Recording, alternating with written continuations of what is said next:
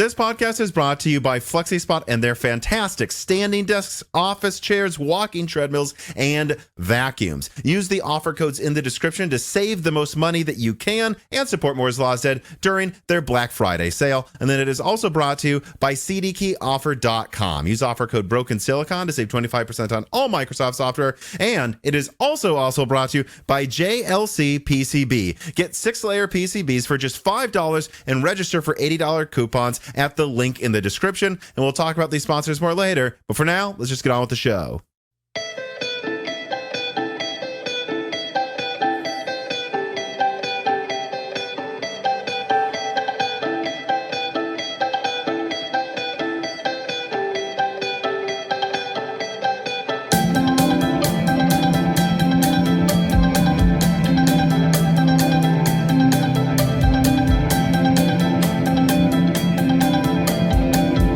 Welcome to Broken Silicon, a gaming hardware podcast. I am your host, Tom, and today I'm joined, I was told by the editor at Moore's Law said Carbon Cry, this is the 5th time Michael has been on, but as always, not everyone listens to every single episode.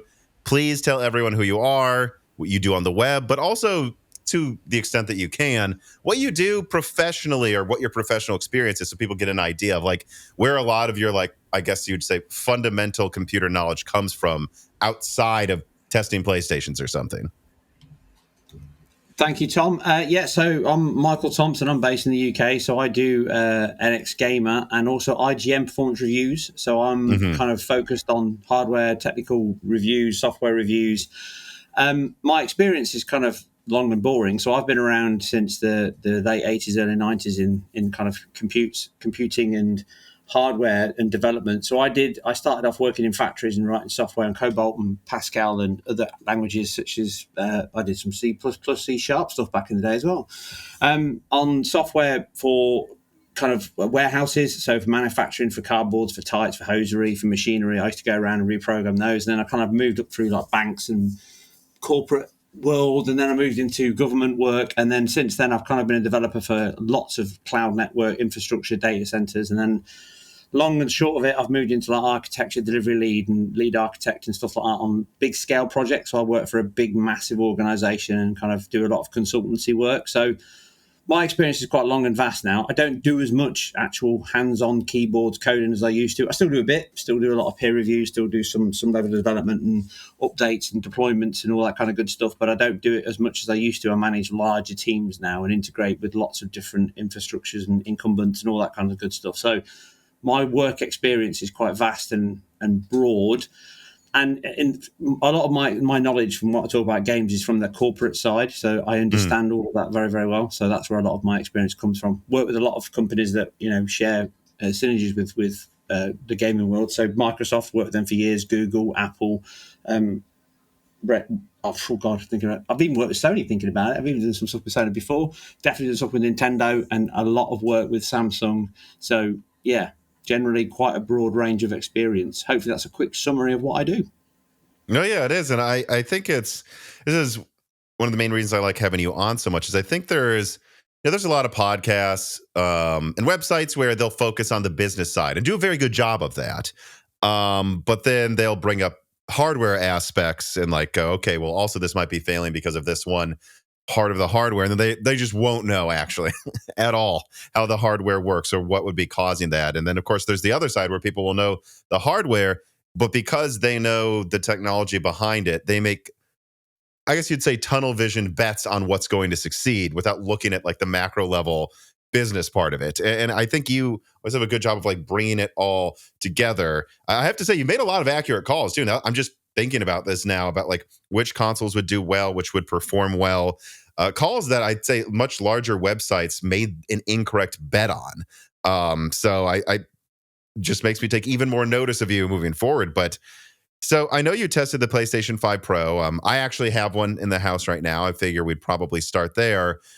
I don't know where to start with it though. I mean, wherever you want to go. What do you think about the PS5 Pro's performance? How would you summarize its performance? What are the benefits of it? And what is just your overall opinion of if it's good and who should get it?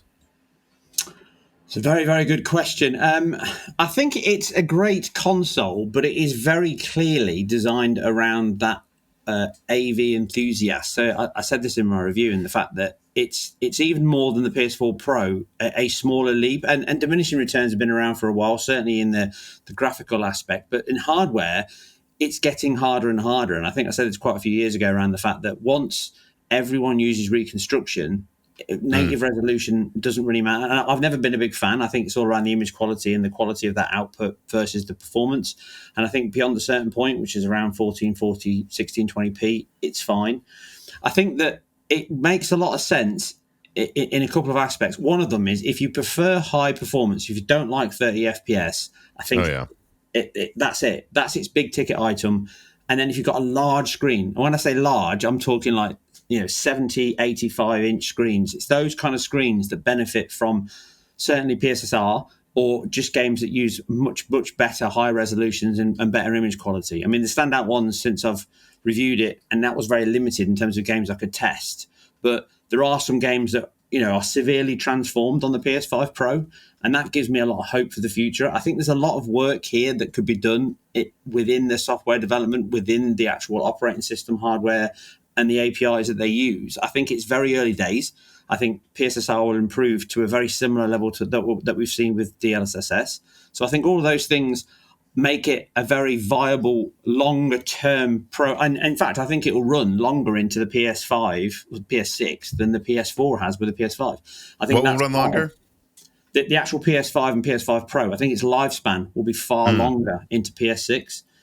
And I think the PS5 Pro makes that lifespan longer. So I think you'd be better off buying this now, or at least in the near future. I think you'll get quite a lot of legs out of it in terms of it won't be dropped as quickly as the PS4 Pro was, even though that wasn't. I don't think it will be. I think Sony will do almost what Microsoft tried to do last time, which is try and cross those generations. I think this will be the first one that has quite a long legs in terms of maybe 3-5 years before they drop it. Who knows?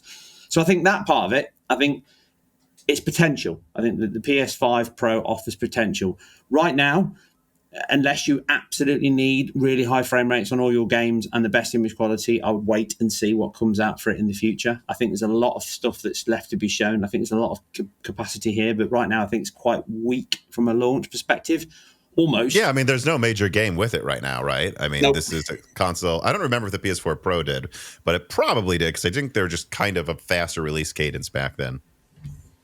Yeah, they have more games coming out, and I think the PS4 Pro, and I think this is a big conversation around which was better, the PS4 Pro or the PS5 Pro, and I think that they offered up very different targets, but the cost, I think, is a factor that makes it less attractive to most people.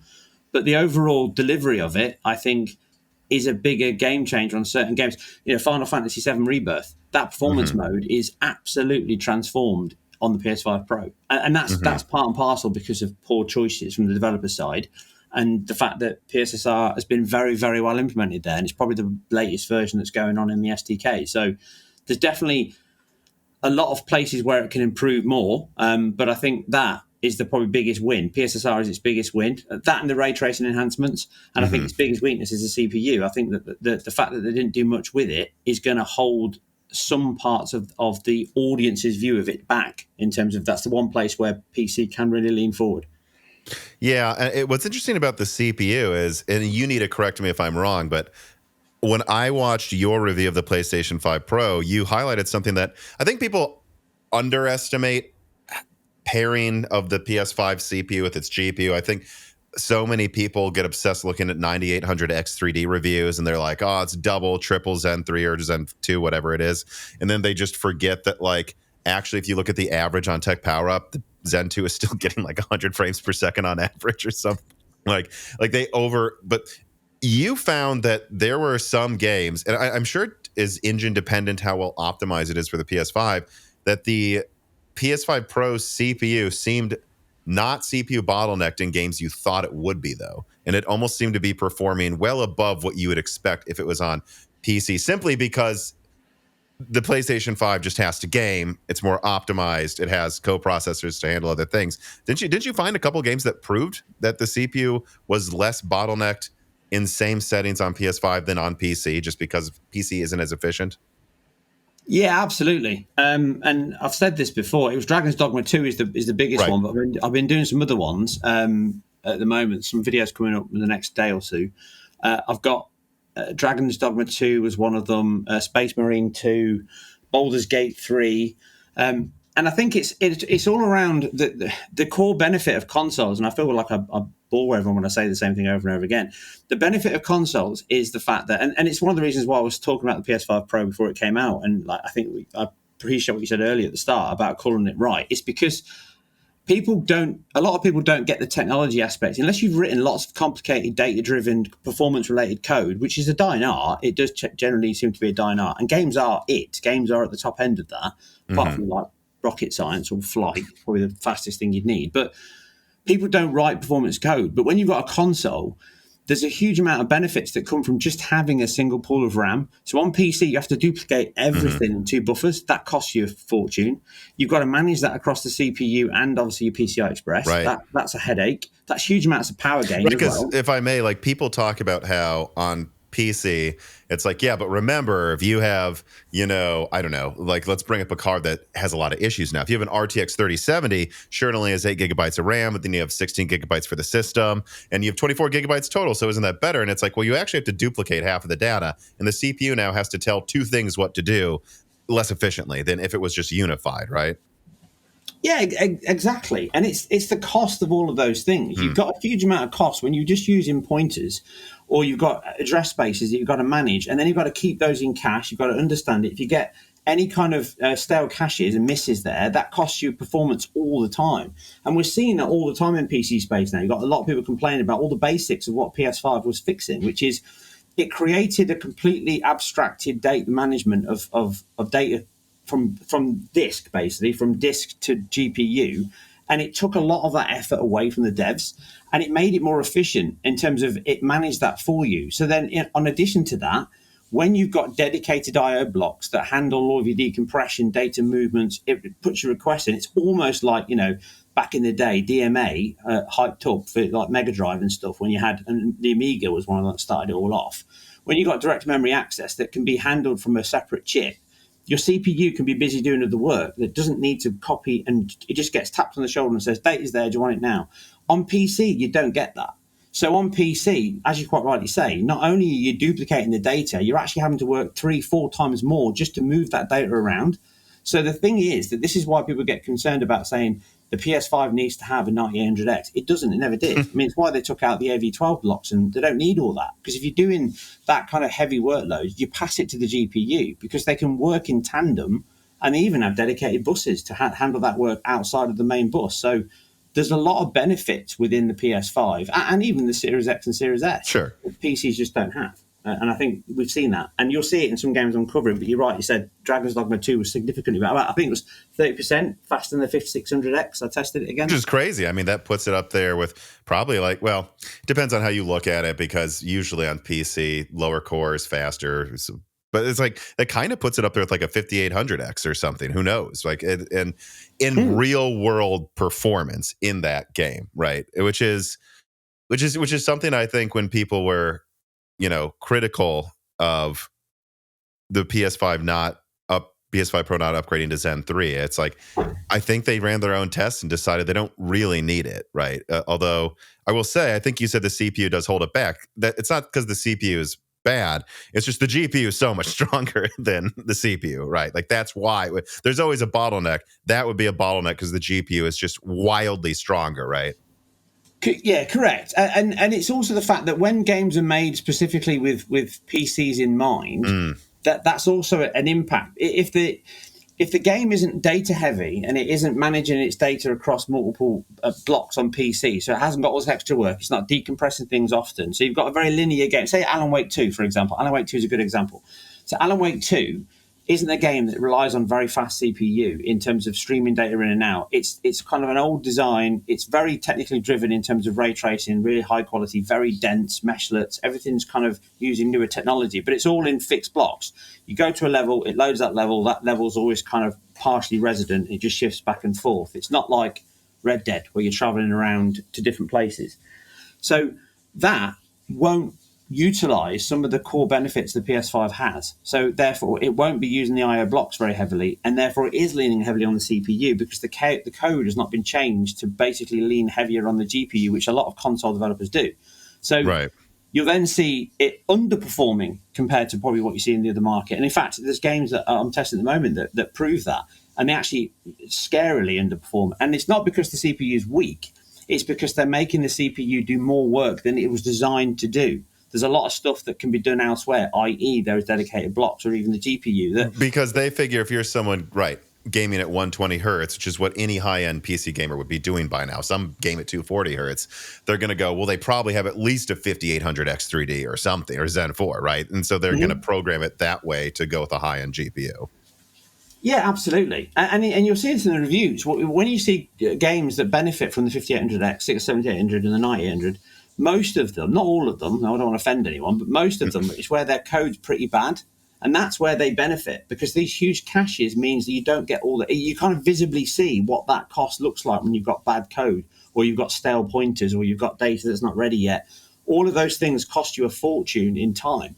And the big caches on these AMD Zen chips, they hide all that. And their Branks prediction is so good.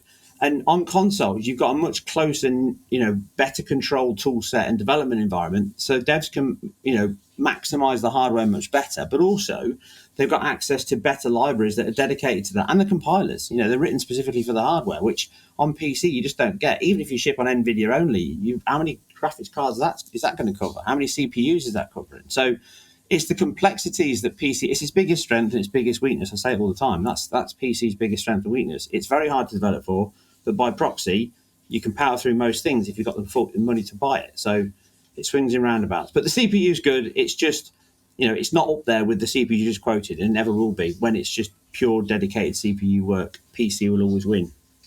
Yeah, it makes me think, like, were they to clock it to, like some rumors suggested, to like 4.4, 4.5 gigahertz, you wonder if like some of those games that let you uncap it to 120 hertz would actually just easily strive right to 120. Whereas we can comfortably say, I think, that there's few games that will struggle to hit 60 on PS5 Pro. But, there's going to be a couple. I suspect The Last of Us Part 2 is one of them, by the way, where were the CPU to be faster, it would much more often get to 120 hertz. Could be wrong, though. I don't know what your opinion on that is. Yeah, I mean, their code, the Naughty Dog's code, if it's the same, if it's similar to the original transition, then it's very heavy on the CPU in the code that they work. So I would say that there's definitely it would benefit from a faster CPU. That said, I also heard way before the PS5 was announced that the specs were 4.4, but that could just be testing strategies that they had. Most of the time when you're building something in prototype, you have multiple different designs. You heard the Pro was going to be 4.4? Yeah, 4.4 gigahertz. It was going to have an overclock mode, 4.4 gigahertz. I put it in one of my videos because I heard that was the target, but in the end, that wasn't the case. But that's not to say that it couldn't be done. It may have just been the fact that they couldn't get it, within their yields, and they just went for the safest bet. Who knows? I mean, the amount of power that would suck would be a pain in the bum as well.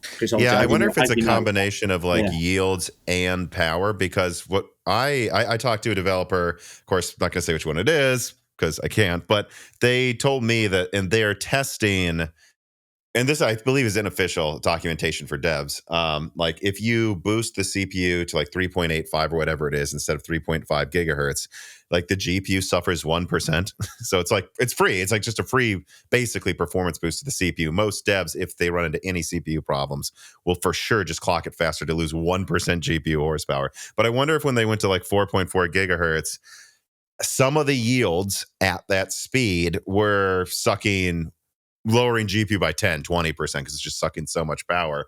Especially because I think when I first saw the rumors of 4.4 gigahertz, I was actually kind of surprised. I think a lot of people were like, why isn't it 5 or 6 gigahertz? But I think people forget that like Zen 2, I had a 3950X. Zen 2 really didn't go above 4.2 often. I mean, I think the fastest models would, at a blink of an eye, hit 4.5 or 4.7 gigahertz, but it would be a blink of an eye.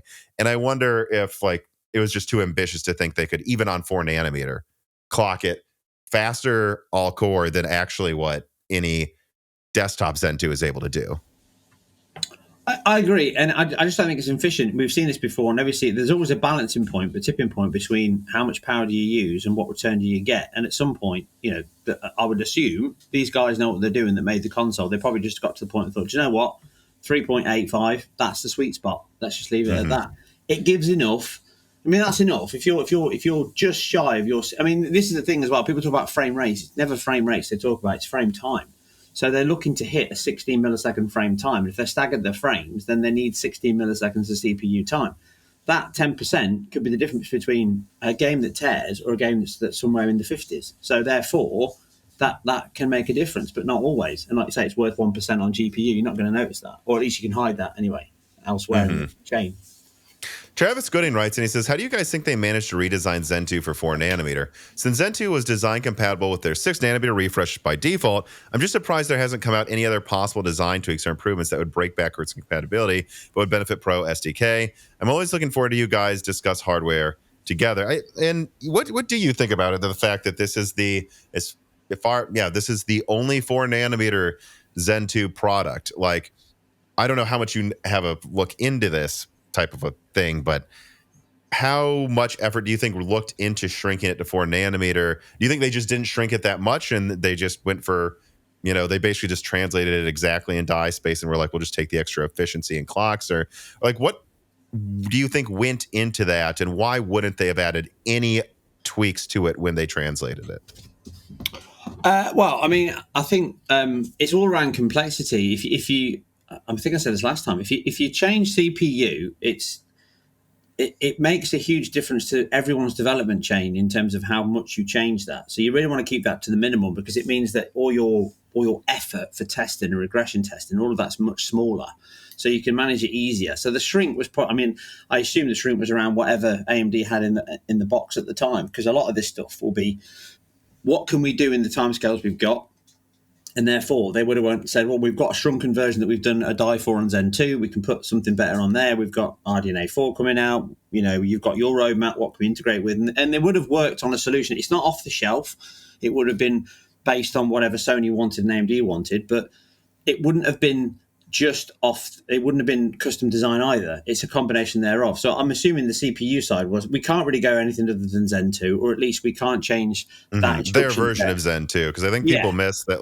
And I've seen real analysis of this. Like, people took apart the hardware and analyzed like the die with like microscopes, and they said it seems like what Sony decided to do is strip out anything for doing the types of math you would never do in a game, because we don't need to do it, and then we optimized it for density and better thermals. And I don't remember who it was, but someone who did an analysis of this found that I think they saved like 30% on die space for zero impact to gaming performance. That makes this a custom Zen 2 architecture. So were they to try to tweak it, they're not just copying anything AMD's done. They're now applying tweaks from future Zen architectures to a custom one they did. And that's probably going to cost a lot of money and could cause unforeseen headaches. Yeah, I mean, I think that's what I've said this on a minute ago when I said around the fact that they took off. I think it was the AVX12 stuff they took out, and they reduced the cache size. And again, it's because you shouldn't be doing those kind of workloads on a CPU. You can in PC space, because on a desktop, or my world in data farms, then you end up having data centers doing a lot of work that can flip-flop between the two, and you need those kind of AVX instructions. But on a console, you don't need it, because if you're doing that level of compute, you just throw it at the GPU and you get much better performance. You can sim it anyway, and it doesn't cost anything near what a CPU does. So that's just clever design, because otherwise you're just going to eat up loads of your die space for something you're never going to use on a console. But when it comes to other parts of their design, I mean, shrinking it to 4 nanometer, I kind of think a lot of that would have been driven by whatever AMD had available to them. And then obviously they would have just said, make sure it manages the same custom design as we've currently got. So the instruction set was the most important thing, making sure that didn't break, the clock timings were there, and everything was in the same kind of ballpark of what the current console has. And that makes all of that part easier. And the biggest focus would have been on, what can we get out of the new GPU? Because that's where our main advantage is. And I think that's why you're seeing PSSR coming into it, because they've obviously taken some of the die to put in, or at least they've used some of the performance from that GPU to improve that PSSR machine learning. I know everyone uses AI all the time, but AI is just a marketing buzzword. A lot of it is around the fact that they're using solutions that are more beneficial to whatever registries and processes that new GPU's got to improve that performance. I mean, it's taking like 2-3 milliseconds. I'm testing some games at the moment to generate that image. That's quite a lot on such a powerful GPU. And that's one of the reasons why, you know, people saying to me on other chats, why can't I bring it to PS5? Because it wouldn't be cost effective. So they've definitely made a balance here about what can we do to improve image quality and what can we do to improve ray tracing. And those choices come at a cost. And I think the CPU was it. They probably had targets to do better, but they couldn't. So I think that's one of the reasons why they've done it. This piece of content is brought to you by FlexiSpot and their roster of high-quality, adjustable standing desks, office chairs, cordless vacuums, and walking treadmills. Recently, I received FlexiSpot's 2-in-1 walking treadmill and an N2 cordless vacuum, and, well, they're both, as I would expect, very high quality. The walking treadmill is stylish and incredibly practical because it can be folded up and put under the bed in my girlfriend's office for when she's not using it. And it's just also very easy to use and a very nice accompaniment to having a standing desk. You know, standing desks are really the most beneficial to you if you're using something to do something else while you're standing, while walking, while working. That really gets the blood pumping, I find. You know, it kind of, if I'm thinking one way, not sure what I want to work on next, maybe I'll stand up and start walking and boom, kind of change your mind space. And so I really recommend it. And then, of course, you know, I also checked out their cordless vacuum, which, of course, because it's cordless, it's very easy to use, very light. And I was actually surprised at how easily it vacuumed up large objects. So again, another high quality product. All of their products are high quality. Of course, their standing desks and office chairs are. Multiple members of my family use their office chairs and their standing desks, and nobody is complaining because genuinely, they're just really great. They have fantastic warranties, fantastic build quality, and so I absolutely recommend them. And if you want to support Moore's Law is Dead by getting some of these fantastic products, make sure you follow the directions and the links below to get the best prices on their standing desks, vacuums, treadmills, and office chairs during their Black Friday and Cyber Monday sales that are going on right now. Even just clicking on those links helps the channel a lot. But if you need these products, and I do recommend them, they've been one of our best sponsors for a long time. Of course, it helps the channel even more if you get one of them with those offer codes that will, you know, also save you money below. So support Moore's Law is Dead by checking out FlexiSpot's products today. Well, how would you summarize the performance of the GPU? The thing is, it really will depend on the game. I remember, I believe the dev was Brian Heemskirk, and he told me that the people he talks to in game development, the general consensus was like, if you optimize for the PS5 really well, I think for like, which means push on geometry, less explosions, seem to get close to a 3070. If you really fill this thing up with explosions, it gets bogged down a little easier than a 3070. Maybe it gets closer to a 3060. Average is probably in the middle. How would you summarize what the GPU is? Because what you said about the ray tracing side of it was actually, which we would expect that to be the best part. You compared it, I believe, to like a pretty high-end GPU. Yeah, so in terms of overall quality, I mean, I think one of the things that was said online, I think one of the videos I did was that I would expect it in first-party titles to be closer to a 4060, 4070. That's the level I expect, not in ray tracing. Well, 4070, not 4060. 4060 is like so much weaker this gen. Yeah, but I think this is what I mean. You'll get games that flip-flop. That's the problem. You'll get games, if they're designed around NVIDIA's ray tracing and RTX technology, you're not going to get that level of performance. And when it comes to ray tracing, NVIDIA are so far ahead of everybody else, it's not even funny. So they're not going to compete with that level. But they are, Sony, again, it's around the fact that Sony have devised hardware that solves one of the biggest challenges that ray tracing costs, which is the traversal data of the BVH hierarchy is very expensive, and then the ray intersection is very expensive. And what they've done is they've just moved to BVH8 to try and widen that up so you have more nodes done in the same time that fit in the same wavefront on the cache. So they're parallelizing work to get better performance out of it. And then the biggest benefit that Sony have got is the developers. So I think people like Insomniac, who are probably, I think, some of the best developers when it comes to ray tracing, specifically in the console space, then they can do wonders with that, because that's giving them, they're the people where you'll see this 2 to 3 times improvement, because they're the teams that will use it aggressively.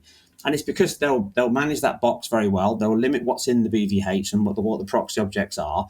They'll manage the RAID distance in terms of culling it very early on. But generally, to gamers, it'll look like stuff that Nvidia are doing, a couple of years ago in the top end things like Cyberpunk. So I think that's where you'll see the benefit of the PS5 Pro. But in terms of just pure GPU, I think what they've said is pretty true. I've seen it in my test now. It's somewhere between 30 to 40% faster than the base PS5. And that to be fair, that was what they said. And that's what it's coming out at. But if you optimize it and you use it properly, i.e.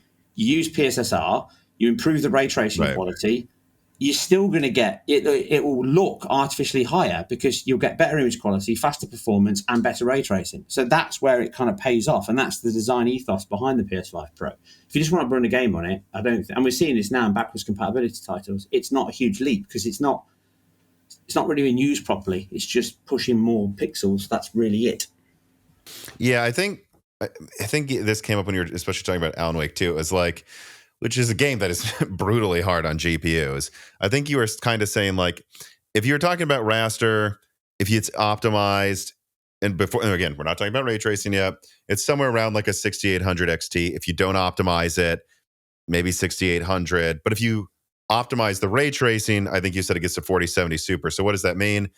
It depends on the game, but it's somewhere there as a lower high-end GPU if done well. If not, you're just relying on the IPC increase of RDNA 4 to kind of give you another 20 to 40%, right? Which is what some devs will do or are going to end up doing, is not doing that much, right? Absolutely. Baldur's Gate 3 has just come out, and the devs have put a patch out, and all they've done is they've taken the game and said the 30 FPS mode that was 1440p is now native 4K, and the old 1440p mode that was upscaled using FSR2 is now 1440p PSSR back to 4K. So that's a prime example of a quick win. Which is what's so crazy to me, right? Because there are some games I've tested. I guess let me get into that now before we give our final opinion on it. Like there are some games I tested, like the example you gave. Well, 4K is over double the pixels of 1440p. So that's like way stronger. And like, what's a game like? I don't know if you tested Elden Ring, but I did, and I don't know what the resolution was in performance mode before. I think it was 1440p or something, and it like sometimes dropped to 45 frames a second, generally around 60 or 55 or something. When I put it in quality, it just 4K 60 is now locked. It just doubled the frame rate, and I don't think that game's even really optimized for PS5 Pro, is it? And even with ray tracing on, it was running almost as well as the old performance mode in 4K. So there's a game where, to me, it looks like they double performance despite not optimizing. But then I'll look at a game like, I don't know, I'm trying to think of like one of the worst ones was, but like, I don't know, some of them it was like a 20% uplift. And actually the worst one for me, and hear me out, was Demon Souls, just because it already looks so good. Like, I just can't. It just already looks so good. So it really is just. It really depends on the engine in the game. It's everything gets an uplift, right? But it's not always as noticeable. And I think half of that's diminishing returns, and half of that is just some engines only don't scale as well with what they've done.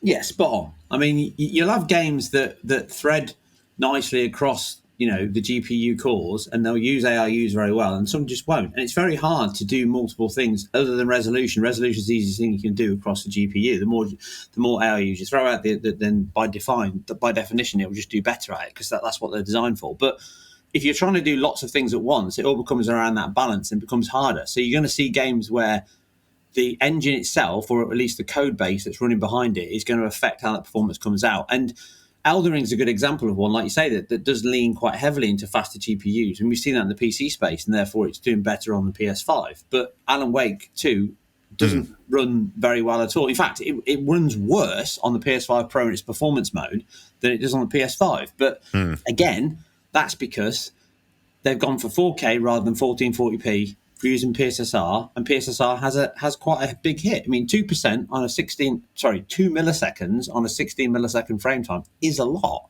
That's a lot of time.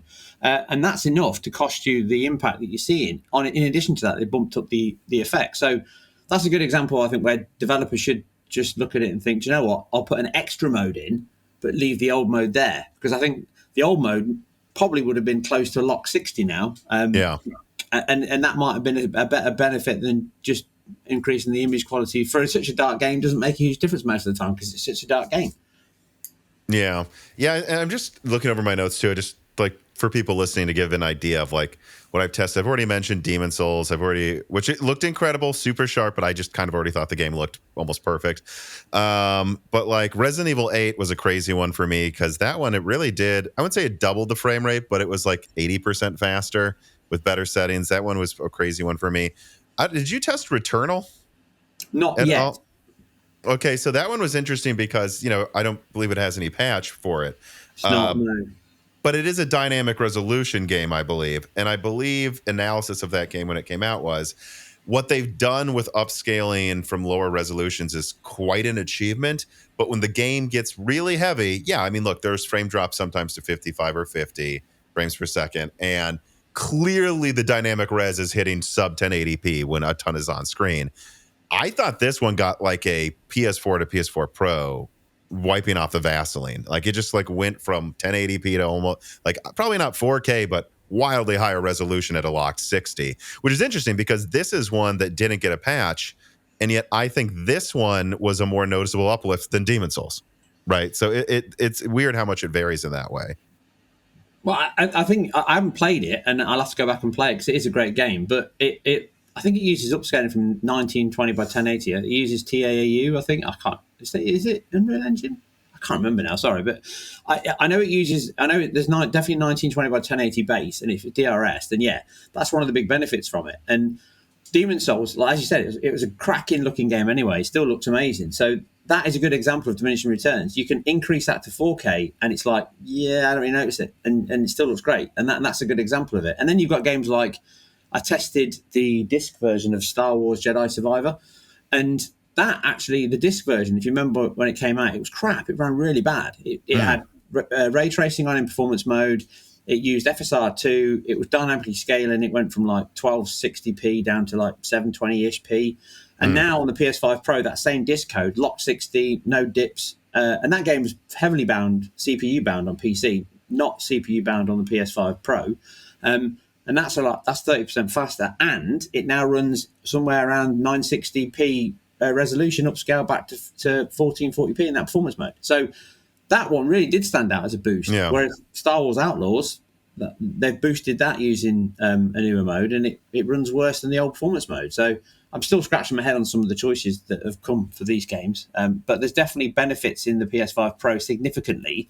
I just think that some games are doing better than others in terms of utilising the hardware, both with or without a patch. Yeah, and I think some of that might come down to like, my understanding is that Xbox and PlayStation 5 have more cache per compute unit in the L2, but of course they don't have infinity cache. So they don't have that infinity cache boost, even though they're trying to compensate for it a little bit in other departments. And I would imagine some games, for whatever way the engine runs, however they decided to do the rendering, wouldn't have been ones that benefited as much from infinity cache on PC. But if that's the case, then it's probably not bottlenecked as much, and that massive teraflops increase is probably just like almost 1-to-1. But were the game to be bandwidth starved, that's where you probably get more of like a 30% uplift. I mean, that would be its own video, I suppose, to try and prove that. But that's, I don't know how else I can explain like a game like Returnal looking so much better, but then another game like, it doesn't really seem like it's getting more than a 30, even 20% boost. But it is its own hardware. It isn't you can't buy this graphics card on PC. Let me just jump actually right to this question. Compressed AI Blocks writes, and it says PS5 Pro seems to be a much smoother and consistent game improvement than the PS4 Pro. But do you guys think the PS4 Pro was or is seen as a bigger upgrade because of the transition to 4K mid-gen? My answer is consistent. Like, this is a consistent uplift. There's no game, there's probably one, but basically no game you're going to put in, and there won't be some noticeable, even if it feels minor, improvement. Whereas on PS4, if you really wanted 4K with checkerboarding, it's a lot more noticeable in that regard. But so many games had basically no frame rate increase, and not every game was dynamic resolution. So many games, if they weren't patched, there was no way to get a benefit from it. The way I put it in my notes is it's like the PS4 Pro has a higher median, but median does not mean average. I think the average uplift for PS5 Pro is actually higher because almost every game gets a benefit. But I wonder how you would summarize the difference between them. I think the PS4 Pro was, on paper, a bigger leap. It had double the GPU. It had similar levels in terms of percentage increase in RAM. I think it's 512 meg went back to the games on that, and it's like 1.2 for PS5 Pro. It had a 33% faster CPU, and it's very similar bandwidth improvement. I think 26% versus 28. So all of those things, the PS5 Pro isn't as big a leap on paper as the PS4 Pro. And therefore, I think what we saw on the PS4 Pro was more games that were better because of the boost. I mean, the CPU helped. You had things like, I think, Assassin's Creed Unity. That was much better, if not fixed. But then it's somewhere in between that and what we're seeing now in terms of the PS4 and the PS4 Pro. It has better image quality overall than the PS4 Pro because by default, most games now are designed around dynamic resolution scaling. And but it's diminishing returns there is the problem, right? Yeah, exactly. Yeah, if you're hitting around 1260, 1440p, you're not really going to notice it. Whereas before, if you hit 900p and you go to 4K checkerboard, it looks hugely, better. So, nice English there. It looks significantly better. But the reality is that I don't think the PS5 Pro is designed around just the resolution because I think the PS5 does a good enough job most of the time. I think it's games where you've got poor choices, bad solutions, and that's going to become a big ticket item for the Pro, and that's Unreal Engine. I think you've got a lot of devs that are using Unreal Engine and off-the-shelf libs that they don't spend a lot of time on. They're throwing solutions at games, and you're ending up with some poor image quality decisions based on that. I think I'm testing one at the moment. Is it Lords of the Fallen? I think it is. That's an Unreal Engine game. I'm sure it's that one. That one or Remnant 2. One of the two. I'm testing one at the moment. It looks terrible on PS5 and Series X. And it looks horrible on Series S. Absolutely terrible. It's like 540p. Yeah. And that's a game that will drastically improve its image quality on the PS5 Pro. And that's because fundamentally that's what it's designed to do. It's designed to fix a lot of the issues that are happening from developers. But outside of that, I don't think you'll see much of a difference because you won't get the kind of big leaps you've got on the PS4 Pro where you went from a very GPU-starved game to getting double the amount of GPU and huge amount of clock boost. This has only got circa 45%. So, and as you said, if you're bandwidth bound, which was still the problem on the PS4 Pro, then if you're bandwidth bound in the game, you're not going to see a huge difference. You're going to see at best 28%, but most things aren't linear. It's going to be a percentage therein. So 20%, it's not a huge amount. If you're 35, 40 FPS, you're not going to get to 60 from that. It's just not enough. Yeah, I mean, let's just go to this question. Tick Tickler writes in and says, "Greetings, gang, and thanks for coming back, NXG. In your eyes, is the PS5 Pro truly a pro console? Everyone has a different value of money, but is the upgrade meaningfully leading to merit to market segmentation akin to an iPhone? Cheers, guys." Yeah, I think it fits perfectly in with the iPhone. I think that was always the market they've gone for, and it's certainly the same one. If you look at the iPhone 15 and the iPhone Pro 15 Max, whatever it's called, I've got it, but I can't remember what it's called. There's not much of a difference between them. I mean, you've got ray tracing capabilities and a better GPU in the Pro Max, or the Pro. Sorry, the Pro. You got a bigger screen in the Pro Max, but the standard iPhone 15 can still play 90% of the games.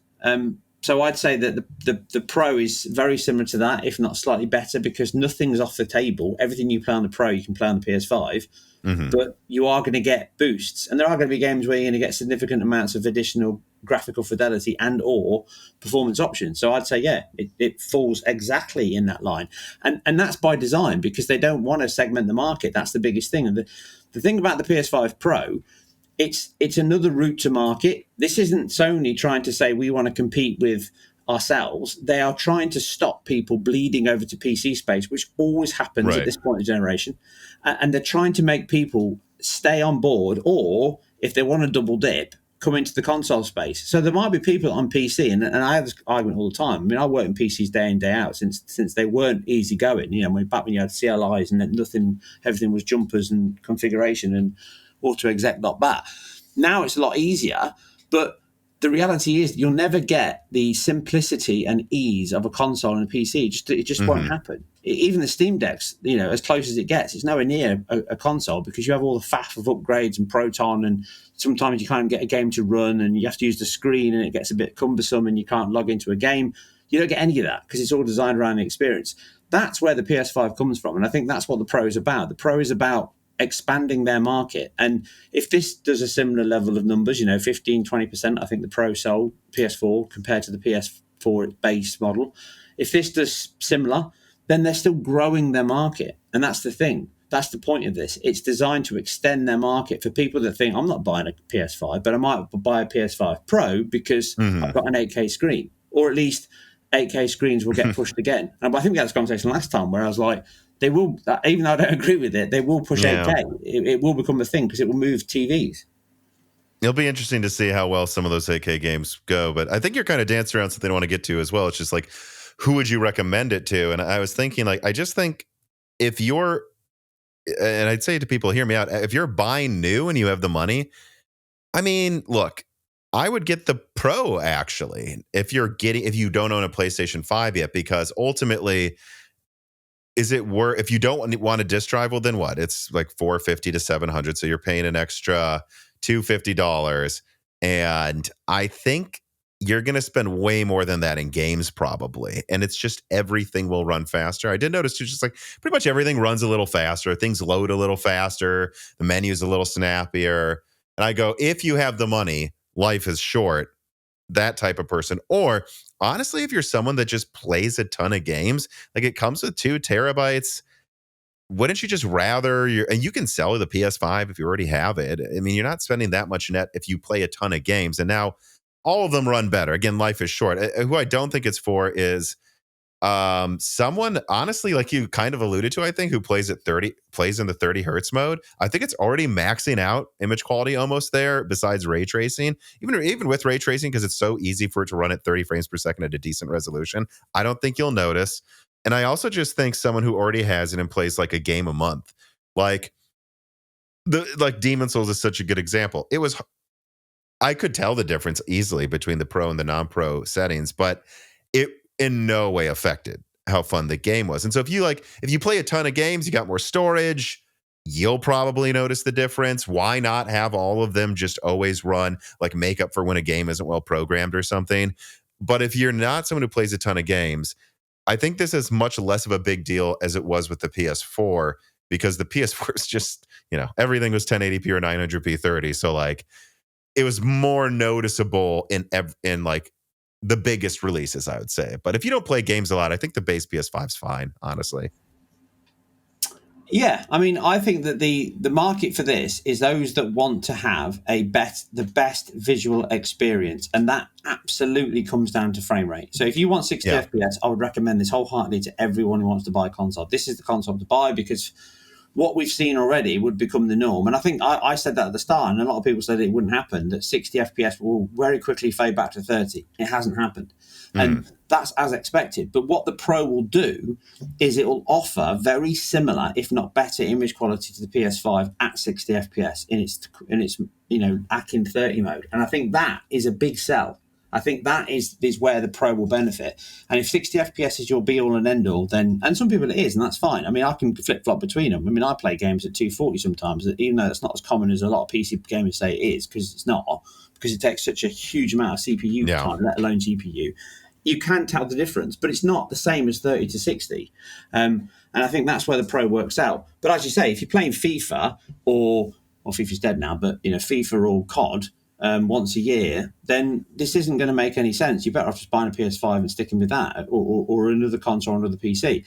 I think it has its market, but I think that market will become more in demand as more games come out. I think you'll see, I think if you put on your docket GTA 6, that will shift a lot of PS5 Pros, because I do now generally think that it will have, at the very least, a 40 FPS mode. I think it's got enough with better ray tracing. Okay. So, that was a huge discussion last time, and I've seen so many people say that it won't, and I'm just like, if not 60, at least a 40 VRR mode. I just think GTA 6 is. I don't know why the horsepower is going to be there. If they don't, it's a decision. It's not because it can't, right?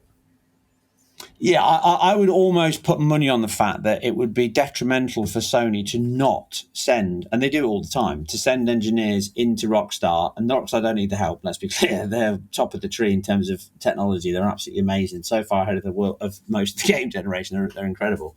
But it would be in Sony's interest to get a 40 FPS VRR mode out of this, and potentially, improve ray tracing quality on it over the base console, which I think is two areas where it will make a difference because, let's be honest, it's going to be the biggest release of, I think, the gaming world, GTA 6. Of the generation, probably, yeah. It will. Probably, it will be. It will be. Yeah, absolutely. Yeah. So I think that's the market it's for. But generally, if you can wait, I'd wait because I think next year it's going to be a lot better value in terms of what it offers. And having a disk drive is nice. I do like that option. I put mine straight on it, and I do play a lot of games on it. And in terms of discs, so if you can get one of the discs. Physical wins. I keep harping on about it, but I do like physical games. You know what? Actually, let's talk about that. That wasn't on the list of things, but the last time you were on, I believe, was around the beginning of the year, and we talked. I'm sure we talked about digital versus disc. What's going to happen with digital? And when Sony announced the PS5 Pro, I said with my usual co-host on Broken Silicon, Dan, I think I said to him, well, this is where we're going to see people vote with their wallets. Because a lot of the questions were, oh, this is more expensive than we thought it would be. Is the PS6 going to be $700? Is it going to be $800? My opinion was, if the PS5 Pro doesn't sell out, and it sells completely terribly, maybe Sony tries to target a cheaper $600 one next gen. If it does sell well, I think $700. And if it just, you can't get one, maybe they'll do $800. I think what we found is it's selling very well. As according to the data, according to what Sony's reported, it is outselling PS4 Pro in Align sales. At the same time, if you try to scalp the PS5 Pro, you get burned. Apparently, those people just got completely screwed over, which I have absolutely no sympathy for that happening to them. Yeah. So I think what we're seeing is they may have, whether you like it or not, nailed the price. They didn't do too much. They did where supply will meet demand, almost exactly. At the same time, when the PS5 Pro was announced without a disk drive, it sold out and it spiked in price. And I think what that tells Sony is, oh, okay, we're going to have a disk drive on PS6. Will it be included? Probably not. My guess is what they'll do is they'll just say, hey, use the same disk drives as the PS5. So if you already have one, you don't need to buy a new one. Because I think a very clear message was sent to Sony that, yes, we mostly buy digital, but we do want a disk drive. Would you agree with that? I would. I think you called it spot on. I think the reality is that Sony have made the audience choose, as you say, by their wallet, and they've realised now that not only does that work for them, they can make more money out of it because they're selling a disk drive that they know a huge portion of their market is going to pay for, and that just increases their profits. The same reason why they stand separate. Attachments to a console usually come at 100% profit because you ship them into the supply chain at the same time. So the whole point of what they've designed around here with this dynamic SKU that can just be attached on and off to the box at any point in the supply chain, and the consumer has to pay, near enough full market value for that in terms of the profit, that's probably not far off, 80% that they're making out of those drives. I think they're £100 a pop over here, and what are they? I think they're $80 here, which, I mean, come on, they should be like, what, 30, 40? I mean, even then they'd be making money.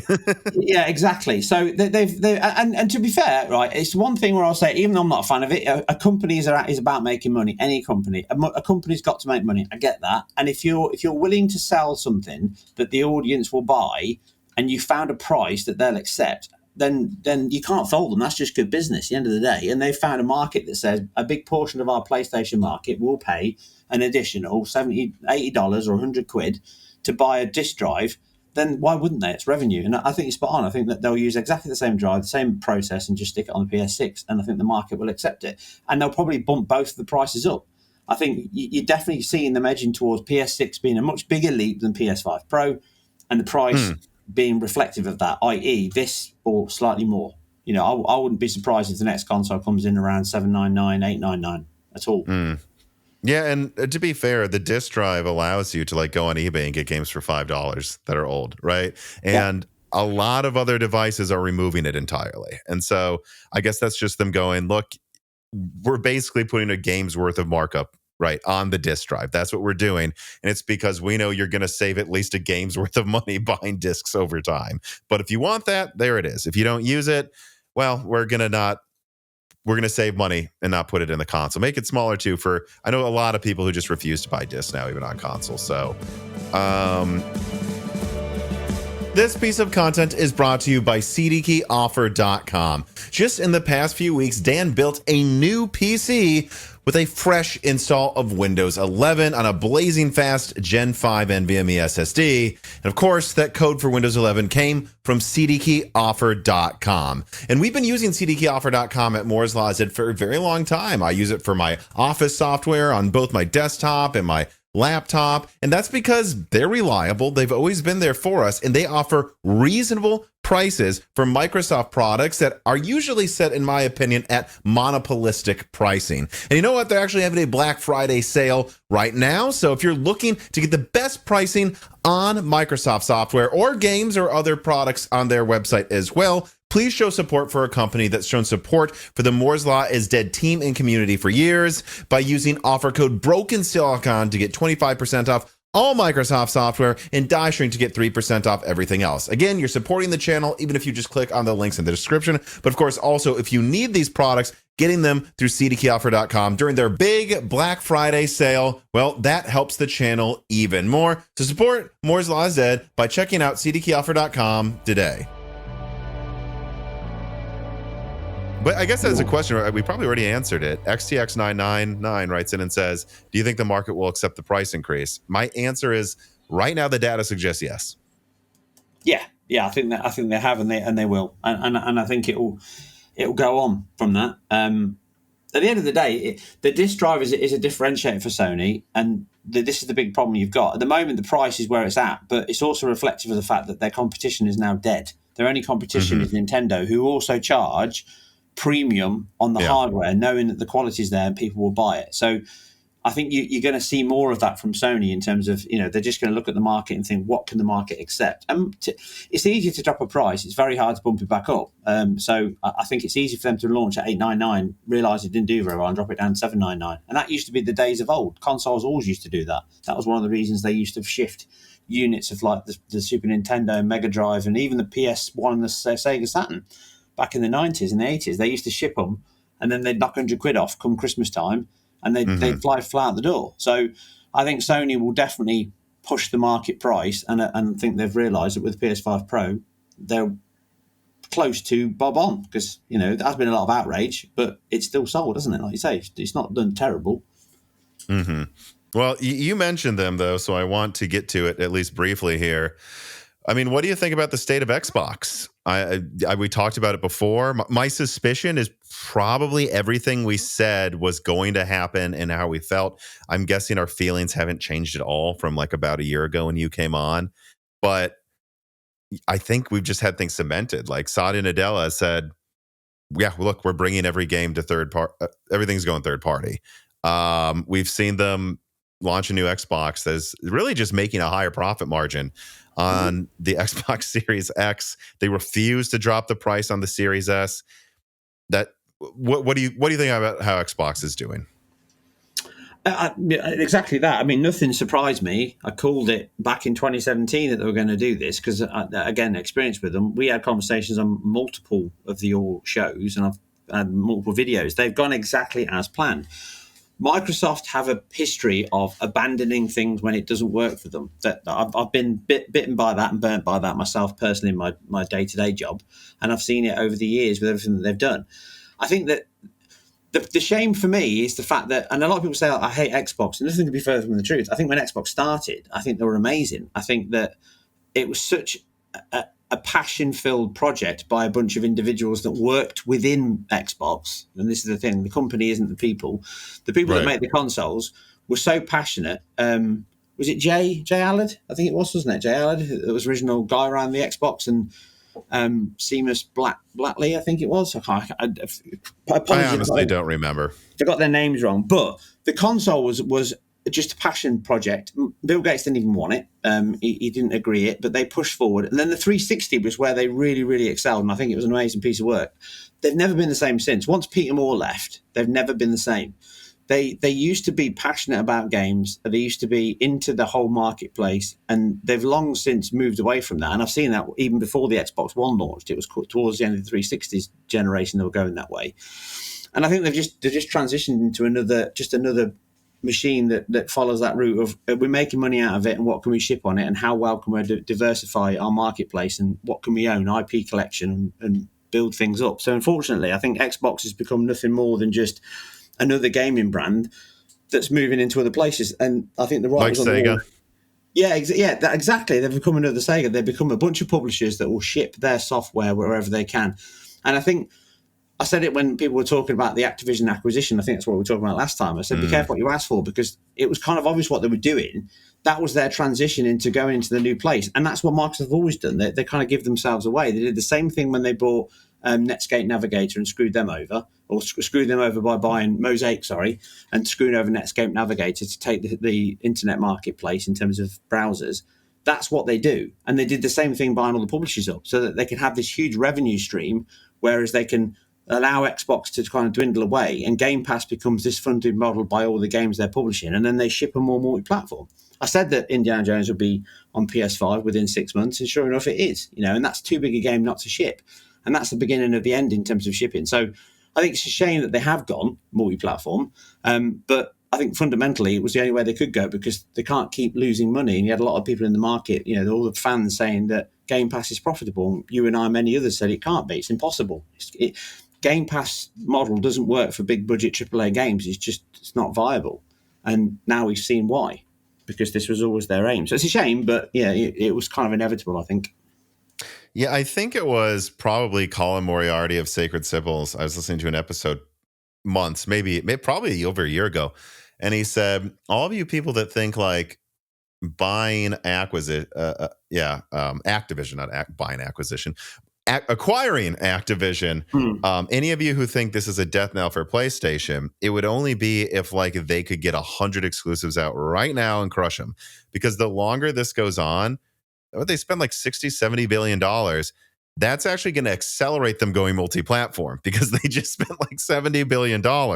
They need to make money on that, even more so now. And it wasn't the death of Sony. It was the death of Xbox as an exclusive brand. That's what buying Activision actually was.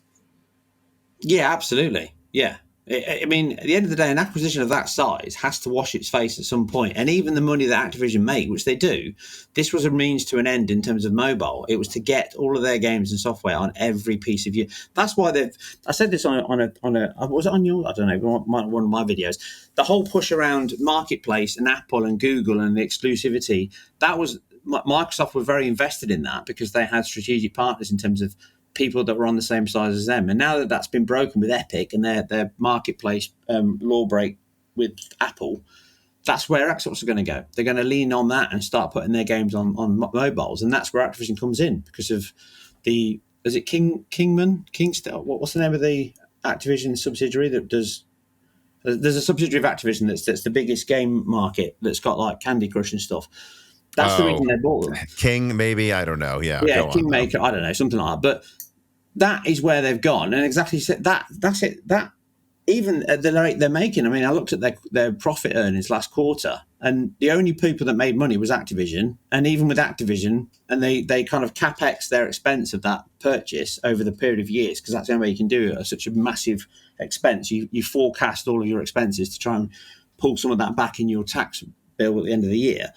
They were still like 120 million in debt for the quarter, even with like a stupid 230 million profit from Activision. And that's going to go on for the next couple of years. So exactly that. They've got to make money. And the only way around that is multi-platform. You're not going to make it on Xbox because it's just a too small a market. Yeah, and they've trained their players to not buy games. I mean, I don't want to regurgitate a conversation I've had with multiple developers, probably you already, but like, and Colin when he was on the show. But I've had this conversation on Broken Silicon many times. But like when you literally run ads telling people to not buy Starfield, like I don't know what you expected to happen, but they didn't buy it. And so many developers are saying right now, unless we get a Game Pass deal, this won't be profitable to even port to Xbox. And so I think they kind of made their own bed. But my question is, where do you think this goes from now? Like, because there's two directions, right? I think we could talk about what the rest of this generation is going to look like for Xbox. And in that, I'm curious what you think about the Series S, because it's universal. But when you talk about how it's already hard to make a profit porting a game to Xbox, and then you've got to somehow make it work on the Series S because that's like 80% of their sales, and yet it is struggling to run modern games. Like, it really is. Like, do you think moving forward this generation, they're just going to kind of like crawl to the finish line? Do you think they will do anything crazy? And do you think they're going to have to do something with the Series S? Because I think some people I've seen some people, like I've seen developers say to me, well, they need to stop mandating that we support the Series S for our Xbox game. And I'm like, well, that's 80% of their sales, so I don't think that's going to happen.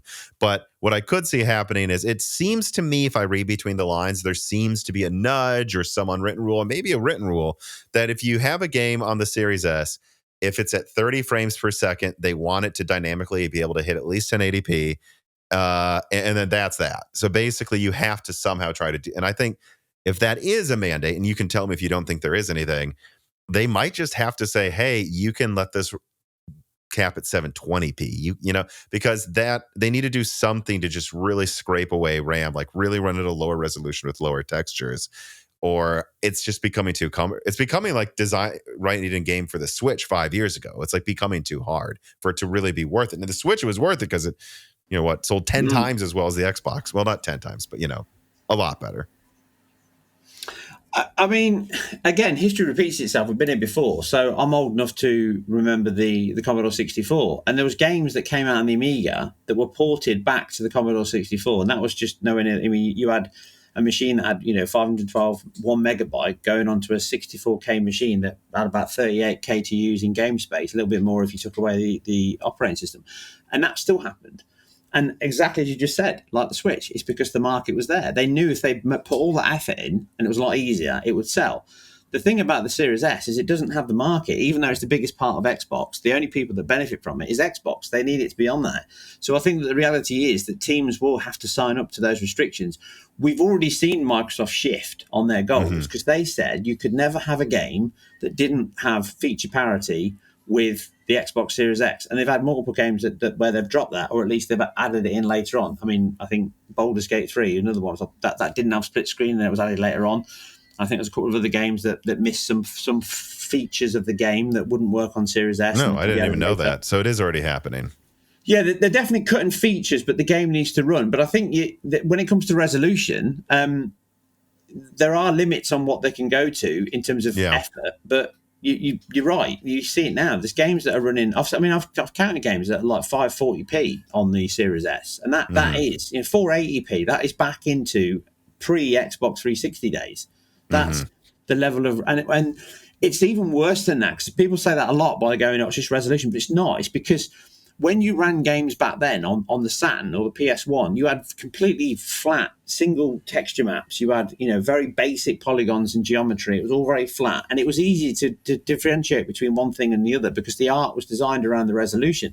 Now you've got games that use terribly blurry TAA that blur everything across the screen. They smear pixels everywhere. They use dithered shading patterns on things like alpha and effects and trees and hair. So all of that creates a very noisy image. And I think the Series S is one of the worst consoles for looking at modern games I've ever seen because whenever you put it on, you realize how much better it actually is than the Xbox One. And but you don't realize that until you put the Xbox One version on and you think, oh, Jesus, it does get worse. But the Xbox Series S looks significantly worse than the Series X. And I think that the gap was just too big. I think that they made too big a choice. And I think, unfortunately, unless they pull it, which I can't see them doing, I think you'll see less and less teams bringing their games to Xbox, both Series X and Series S. I think that's just inevitable. Yeah. It sounds like you think that, or at least also what I would recommend is like what they need to do is say, port it to Series X. And then what you need to do is whatever you want. It needs to be at least 360p or something crazy. And I think you're just going to see devs take the Xbox Series X version and go, okay, now we need to claw back 6 gigabytes of RAM to fit on this console. And they're going to go, this is 1440p, this is 360p, and now the textures are like below low settings on PC. And they're just going to do it.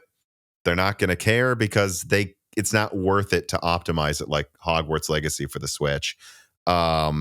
And I want to throw this at you. I don't know if you ever heard me say this, but I won't say who told me. I will say that everyone listening, this is someone who knew. I was told they almost went with 12 gigabytes for the Series S, and it would have cost them an extra, I believe it was $10 to $20. But by now, with where RAM prices are, it would have been like an extra $5. And they decided at the last minute that they could get away with 10. How big of a mistake do you think that was? Huge. That and the split of RAM, it was just a silly mistake. But again, it's predicting the future, isn't it? It's very hard to do. But I think RAM never gets the love it deserves in terms of how much it costs and how important it is. If you ask any dev what they would have more of, they'd always say more RAM, because it's the easiest thing you can do. Because you can, even from back in the day when I used to mess around and make my own games, I used to use like things called lookup tables, and you can hide or make really cheap calculations like demos. I used to write demos on the Amiga, and you use LUTs a lot in those because you can do really complicated calculations that are predefined in terms of a lookup library. So you'd have a matrix, and you'd say, whenever it's a 5, go and look at the matrix, do a quick calculation, you'll get the 12, and you do the bit movement. It saves you doing all that expensive work in the registers. You copy, you multiply, all that gets saved. You can't do that without RAM. And that's what costs, as you quite rightly said, the Series S struggles because it's got such. That's why ray tracing is always the first thing to go, because it needs more RAM, so they cut it. It's not just the GPU power. So for me, it would have made far more sense to bite the bullet and take that extra 12 gigabytes, and more importantly, bump up the bandwidth alongside that by having another node that's got slightly, using the same 128-bit bus and improve the quality there. But they didn't. They just, as they do, they're being counters want to save money, and they predict a forecast based on those $10 for 2 million units is going to cost us, and that's what they do. It's a bad decision, absolutely. Yeah, it does happen both ways. In fact, I believe that they only got 8 gig in the Xbox One because they last minute heard that the PS4 had gone from 4 to 8. I think it's the other way around. I believe the PS4 heard that. Or at least that's what I've heard. I think Mark Cerny was on record in an interview saying this, that Randy Pitchford at Gearbox said, we're telling you they have 8 gigabytes of whatever it was, right? DDR3, DDR4. And the PS4 was going to have 4 gigabytes, and which is back then 4 gigabytes of GDR5, way more expensive uplift in price then. I think they were almost targeting $349 or something, and they really wanted to go cheap. And Randy said, this is what Mark Cerny alleges. He goes, look, if you give it 8 gigabytes, you're just going to win, man. So you take my advice or don't. There's something about the Series S mentality, the more you talk about it, that just reminds me of, what was that quote, like Bill Gates said, we'll never need more than 64 kilobytes of RAM or whatever it was. There was something around when the Series S was coming out that the engineers were just like, or not engineers, like Xbox, like the CEO level, especially the executive boards, were just like, well, we think we're at the end of like dramatic gaming changes or dramatic hardware changes. And I think there's this mentality at Xbox that this is it. Whatever we have now will scale forever from here. And they didn't consider that, like, no, eventually we drop the weaker thing. That's just what it seems like to me. They have that mentality, and then that's where that came from. Big execs. I mean, literally, there's a famous one, isn't there? One of the most famous technology misquotes, mispredictions ever. I think the boss of IBM back in the 40s said that there'll never be a bigger demand for like 7 computers and 1,000 word processors. Yeah. That was IBM saying that. Yeah. So yeah, it happens a lot, and it absolutely got it wrong. Spot on. Let me pivot. Well, let's get this out of the way before we get to the more PC stuff. So Fault AI writes in and says, from the latest broken silicon as of this writing, which was 280, could Tom please elaborate more on the Nintendo plans to pivot to PC in 5 years thing he said that came from 2020? What do you see them doing? Like something Sony does where they release their games on PC after a few years, or maybe they're bringing retro game service. You pay more monthly and then you can play older console games on PC. And I'm taking this from someone that contributes a lot to the Moore's Law YouTube channel, Melodic Warrior. He went through all of the Xbox leak documents, and one thing he forgot to mention when he was a guest on a podcast was that there was an email where, I don't remember if it was like from Nintendo or some people at Xbox talking about Nintendo, but at least the people at Xbox were convinced that Nintendo was planning to have some sort of presence on PC by 25 or 26. I wonder if you've heard anything about that, and if not, or just what your overall opinions are, if Nintendo's ever going to come to PC in a major way. Because when you look at the emulator thing going on, their war on emulators, I think two ways to look at it. One, I bet the current Switch emulators probably easily are almost immediately would work for the Switch 2, so they don't want the Switch 2 to come out, and then everyone's just buying ROG Allies to play Switch 2 games right away. But at the same time, you might read into their war on emulators as they're about to bring Nintendo games to Steam or something. But I wonder if you think that's likely or not, or what you think about that idea at all. I think there's a lot of meat in there. I think that the thing with Nintendo is, and that's one of the reasons why I quite like them, is you can never always second guess them. I did predict that the ARM, before it came out, the Switch would be an ARM CPU, and that was right. And I did predict that they'd probably go with somebody else, not AMD, and potentially even Nvidia, and that ended up being right. So I think that they definitely got one foot in the future. And I wouldn't put it past them. And you spot on about their war on emulators, and not just emulators, ROMs. They're going really aggressive on getting every ROM site taken down everywhere. It's getting quite aggressive now. And that does point to the fact that they want to have control. And that's just because businesses always, especially modern business, they have just one simple logical flow now, which is around growth. What is growth? Where's our growth market? I'm in these calls all the time. It's boring. But they potentially look at ways to kind of, I always say, nickel and dime the customer.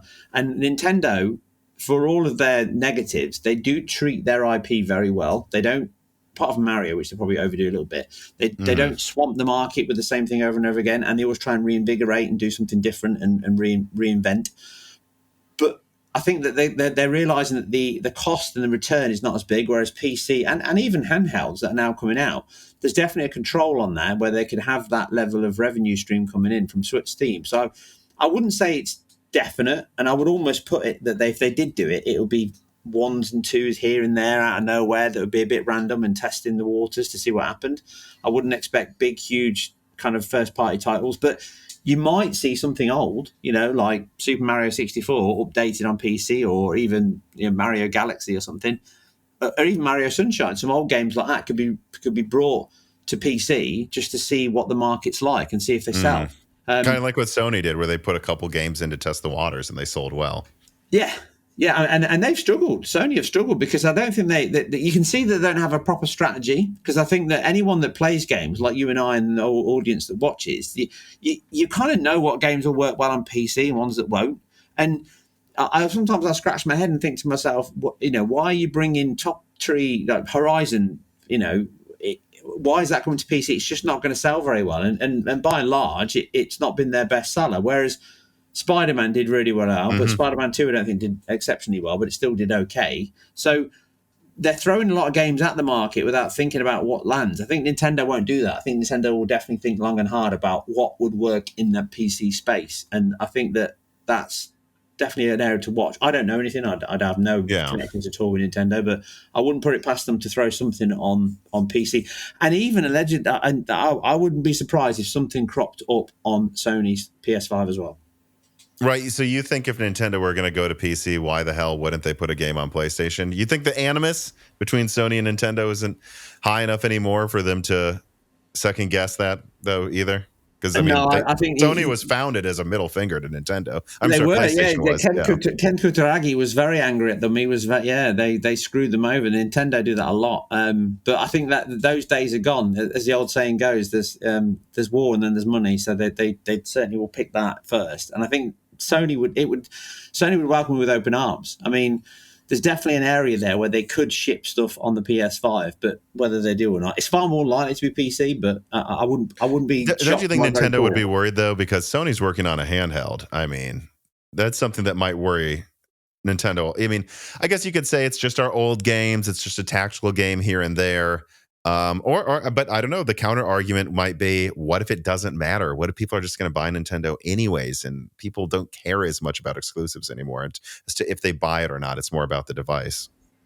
Yeah, and that's why I think it'll be old games. I think that's what they'll do. I don't think they'll bring new stuff. Nintendo have this ability to have a stack of old IPs that they could bring back at any point. You've seen it already with some of the old BC titles they're bringing to the Switch with their N64 and Super Nintendo emulators that are on there. And, they did I think Ocarina of Time, and it wasn't the greatest port, and they updated it. So there's definitely investment going on in terms of that quality, which we might see some benefits in Switch 2.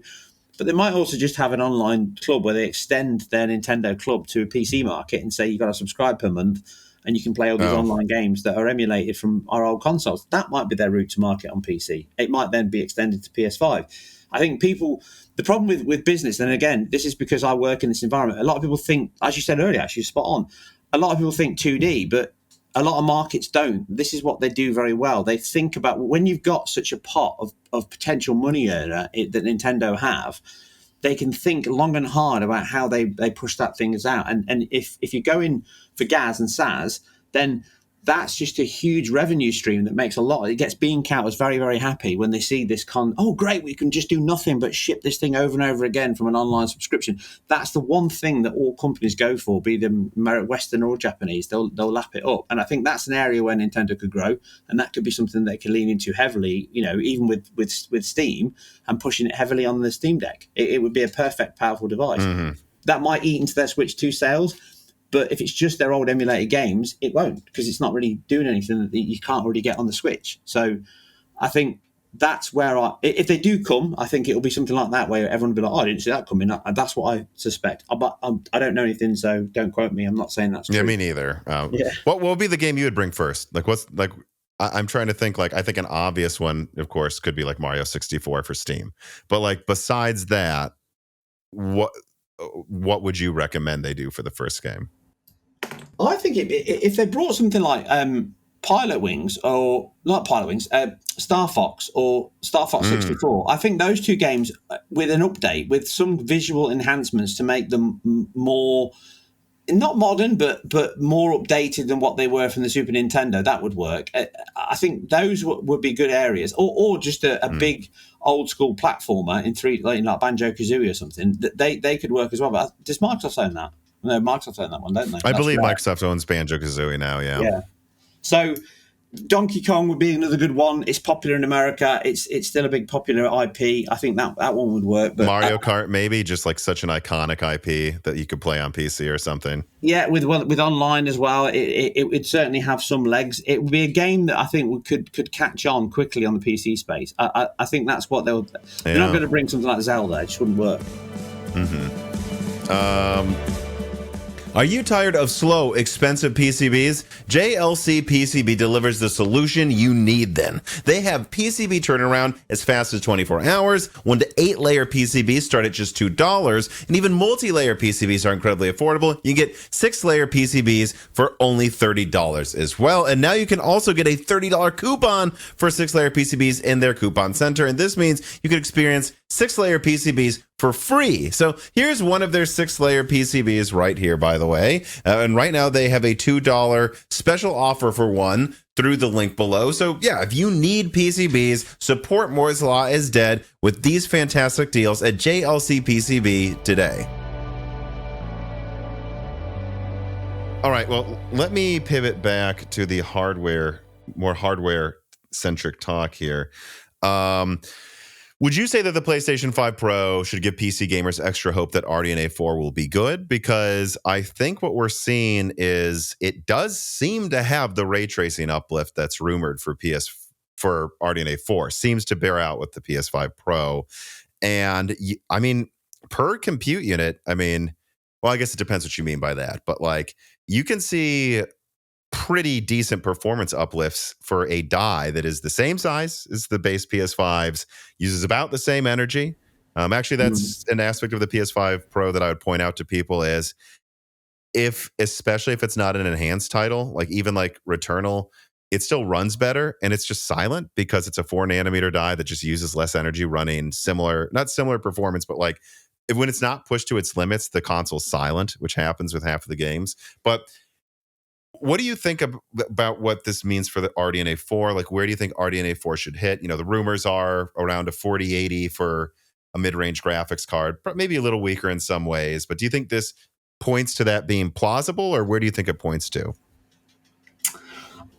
I haven't seen enough of it to be able to gauge just how good it is. Alan Wake 2 actually is impressive, but it's a very isolated, small area in terms of where ray tracing is used. And it's still, I think, even though the image quality is very good, I think that's an example of what could be done. But then again, we're seeing some boosts which I didn't expect to see. Well, I did actually. I did think they'd do it, but they're not. I think they're a little rushed out in terms of Insomniac. So they've put like ray trace shadows or sun shadows in there. They've got ray traced ambient occlusion, ray trace reflections, obviously, which have been improved. They run the update and the BVH update far faster now, twice the rate. It's much higher quality. It's improved resolution, and they've got GI. So there's quite a lot running on there, and some of that is you kind of economies of scale and shared synergies in terms of you get the information once, you might as well use it for other things. So if you're getting light, you can also use it for shadows. You get benefits of using those things together. So I definitely think there's benefits there. Whether or not this means that you're going to get a huge uplift in RDNA 4, it all depends on how much further. At the $500, $600 mark, because I don't think they're making high end this time. So absolutely, I would expect this to be competing with lower to mid range Nvidia GPUs on that level, and it would help a lot of developers. I think the benefit with RDNA 4 is if it's as good as the early signs of PS5 Pro are, then you will see a lot more games using ray tracing that's more economical across both AMD and Nvidia, because generally, by and large, most AMD players probably don't turn ray tracing on because it costs too much most of the time. So I think that there's definitely some benefit there. And the fact that AMD are not, allegedly, I think you said this, they're not targeting top end anymore. They're going kind of a lower down because they can't compete with Nvidia at that level. That also points to the fact that they're well aware that where they do compete is they offer similar performance for a much cheaper price, and that means that ray tracing is where the market's gone. That's the big ticket item in terms of what can we do. It might not be what everyone's after, but it's a big thing for game developers and engines to push forward on.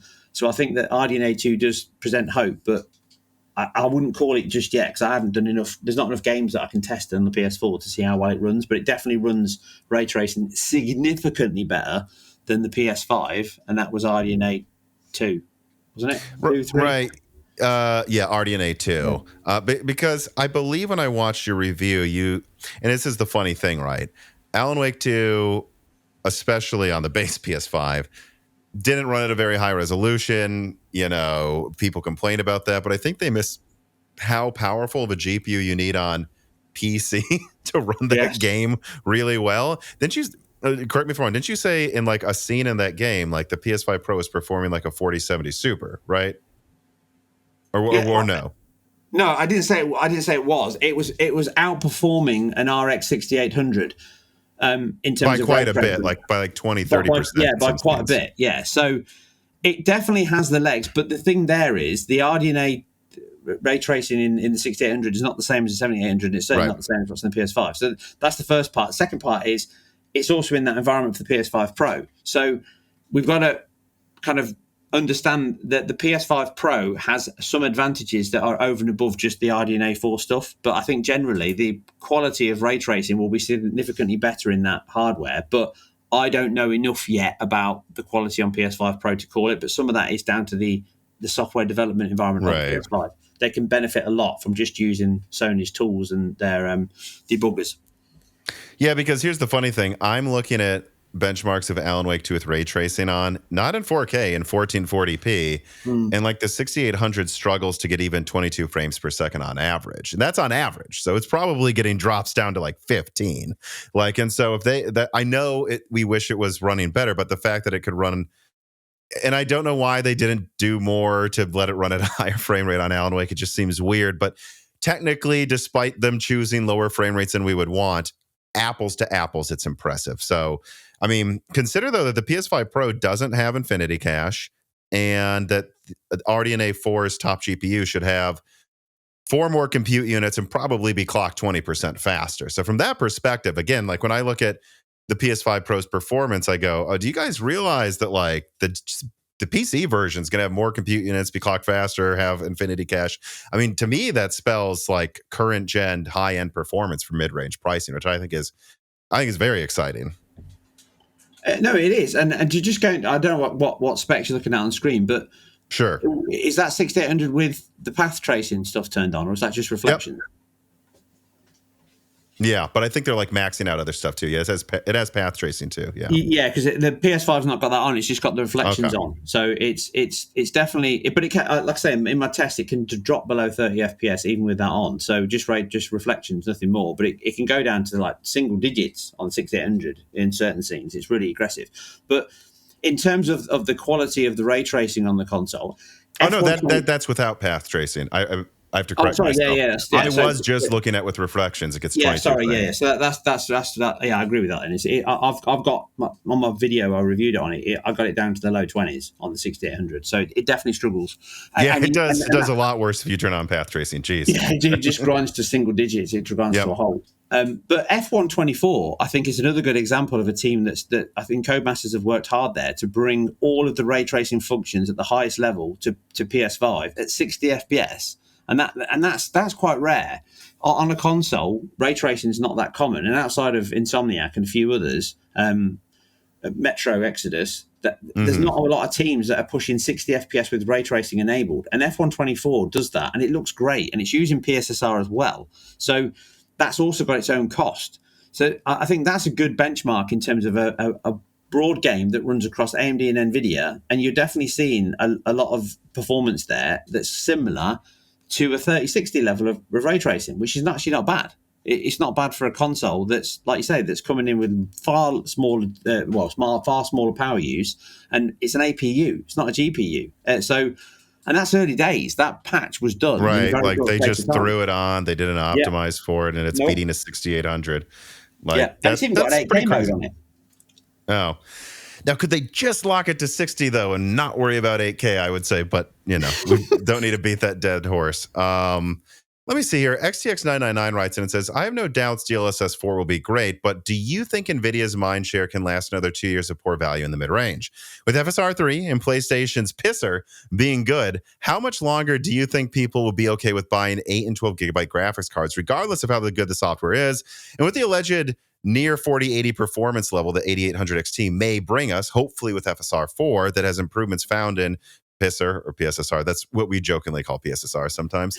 And FSR 3, is it possible AMD has a chance this generation to actually take market share? Oof. They might take market share if their price is right. I don't think they'll ever take mind share. I think that NVIDIA, it would take a long time. It would take an Intel level of constant domination for AMD to start winning it back. And that took, prior to that was the Athlon, but the Zen was the first time that AMD stomped all over Intel and killed them. NVIDIA are far bigger, far more aggressive. And NVIDIA, they are great, both from their hardware, but more so from their software. People don't give their software teams enough credit. Their software teams are amazing. They do a lot of R&D. They put a lot of work into stuff. And I think that AMD just don't have that level of R&D, and therefore they try to do everything rather than do one thing well. And I think NVIDIA have the ability to do that. So I don't think that AMD will take a huge market share, and I don't think they'll take any mind share. But I think they could make a big dent in the market by coming in with performance that's very close for a much cheaper price, because that is what the market's crying out for. I think the market is crying out for a 16 gigabyte card that has the performance of £1,000 graphics card for 700 quid. I think that would sell. And I do think that's where you're already past diminishing returns. Like, I have a 4090 mostly for work though. And it's like, even when I game on a 7600, 4060, just, testing other pieces of hardware for my job. Look, the 4090 is a lot stronger. It's obviously noticeable. But I will say that, like, I don't think most people care enough to get to this level. And if you could even get to just 2/3 this performance for a third the price, that's where, it's madness. I can play 4K 240. Like, if I just turn down a couple settings, I don't think most people need that. And I think it's just about AMD executing on what people actually want, which I don't think next gen most people want a $2,500 5090. I think they just need to build a foundation. And I think they almost did with RDNA 1, where you had like 399, almost 2080 performance. Which is kind of like what RDNA 4 will be, is like half the price of the 80, almost the same performance. but they've got to actually do it. Like, what would really annoy me with RDNA 4 is even if it outperforms expectations, like let's say it's 4080 Super or even stronger, and they try to price that at $700, like that's really going to piss me off, because I think all of this name changes, the weird pricing, like, why is something priced at like $329 or $479? Like, give us a round number. And what I hope is if they deliver, they just understand that what the market wants is a $500, a $400, a $300, and a $200 card that has remarkable value, is named correctly, and then just every gen, name it the same, price it in a similar tier, and keep going. And I just think, I don't know what you think, but like, all of the waffling around with like RDNA 3 naming and pricing has just confused the market and maybe turn people off to go like, I don't really know what an XTX is anymore, so I'm just going to get the Nvidia card. But I wonder what you think about that. I agree. I think marketing sometimes disappears up its own backside in terms of that. I think the over engineering. I've used this term. I think AMD marketing plays 3D chess up its own ass. Yeah, I agree with that statement. I think that AMD they don't have a clear message, and they flip flop too many times. I think that they've had some bad leaks in terms of hyping up their card before it comes out, whether it's by them or by the marketplace. Yeah, like them, they way overplayed the performance of RDNA 3. It's just crazy. Yeah, and I think that they end up that they are now the boy that cried wolf in terms of now they've created their own hill to climb. So I think that the way you backtrack on that, the way you fix that is you stop talking and you just come to the market and show your hand and go, here you go, we've now got a 4080 performance for the price of a 4060.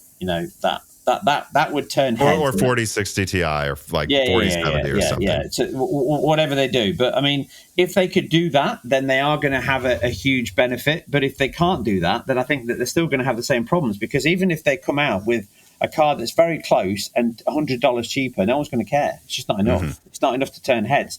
If you've got to be AMD succeeded in the PC space, specifically in the CPU space, and then in the server market in my environment, because they became a disruptor. They changed everything by being very aggressive, very high performance, and they thought long and hard about all the challenges that people have in data centers, and they started bringing solutions that made those problems go away, or at least made them far less tangible for their day-to-day work. They did the same thing with CPUs, and the X3D brand is just an amazing piece of gaming technology in terms of that's really what it's focused for.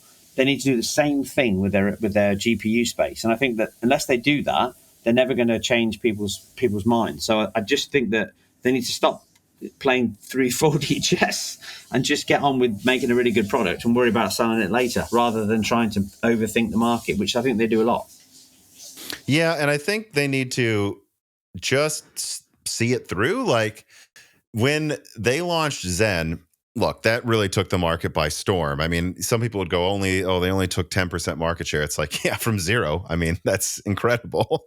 But what they need to do is, I don't know where Radeon is right now. I mean, I would say a couple of years ago, it was probably 25%. People I talk to, I'm not talking about the Steam survey that I think is tainted by esports cafes. And I'm like, the people I talk to seem to think AMD or Radeon right now, somewhere between 15 and 25%. So let's even just say it's 8. Let's say it's 20.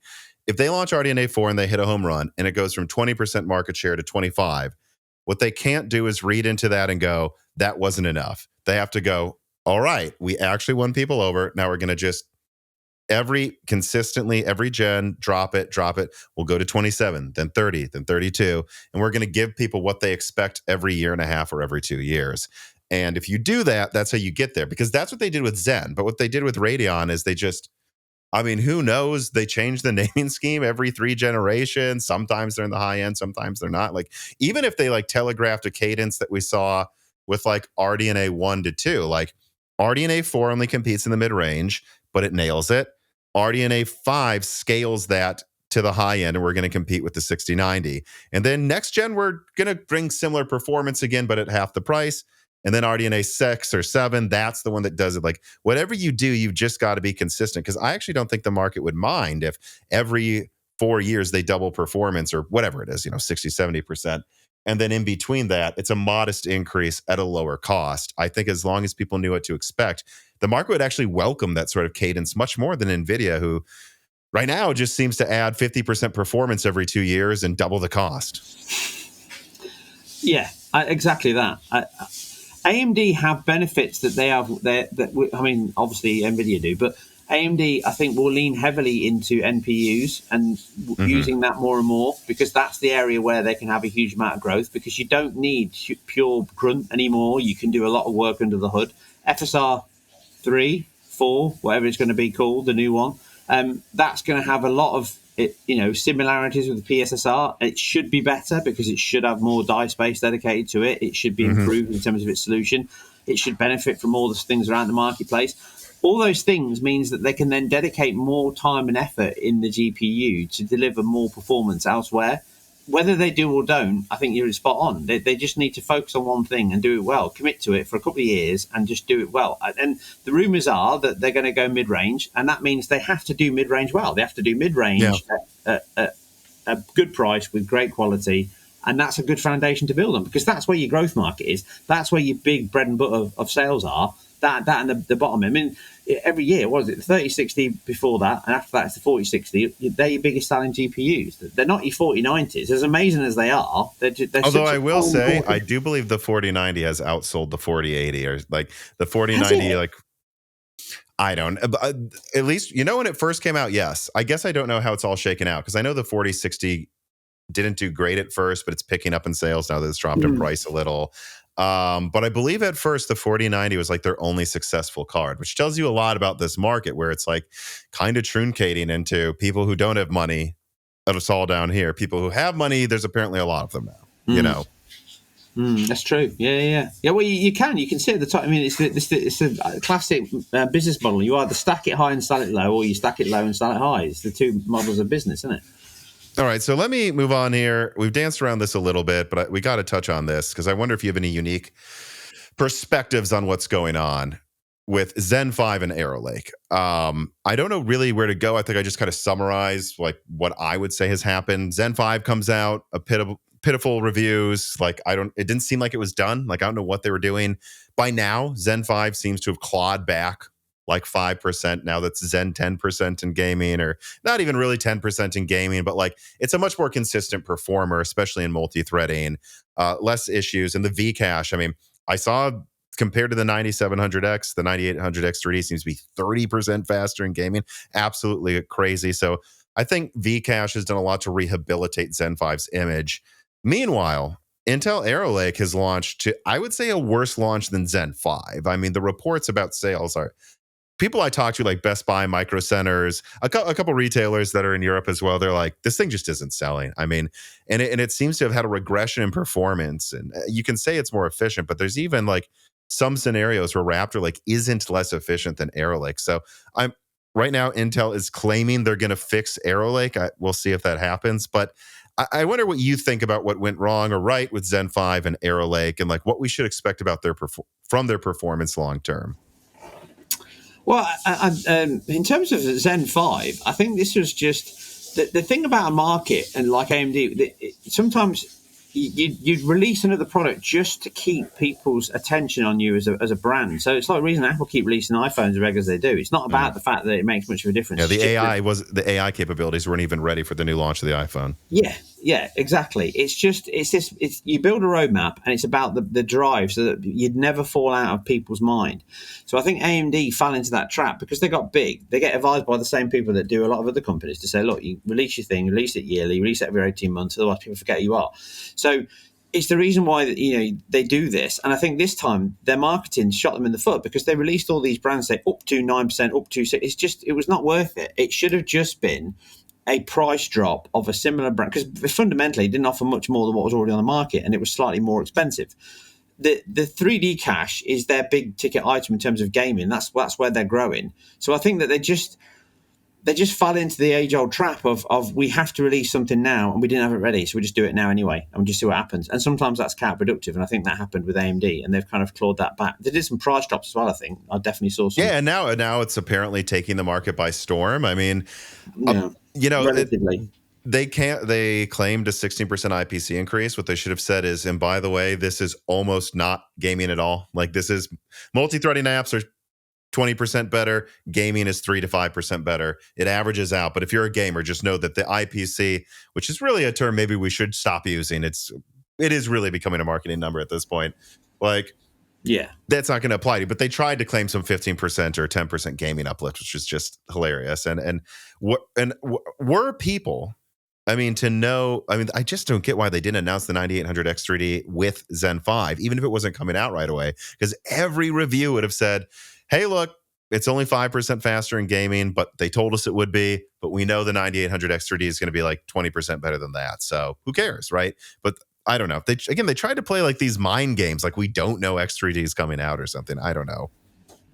Well, I think it's it's because they're scared when marketing. You can tell when a company is run by marketing and sales teams because they do that overthinking of saying, "Oh, if we tell them about the 9800, no one's going to buy it." But anyone who's in the market for the console, for the CPU or the hardware, is going to know that the 98X3 is coming anyway, like you said. So it's kind of counterproductive. What they should have done, though, is have a better roadmap that if you don't treat your audience with respect, which a lot of companies don't, then you end up with this, which is that the tech press, the people that are in the know, kind of get to know and say, well, why do they do that? Whereas most of the people doing the thinking don't actually play or live in that environment. They just work in it, and it's very different. I think that's part of the problem. In terms of Intel, I have no idea what they're doing. Intel have completely confused me for the last 5 years. I just think that they've just completely lost the plot and they get everything wrong.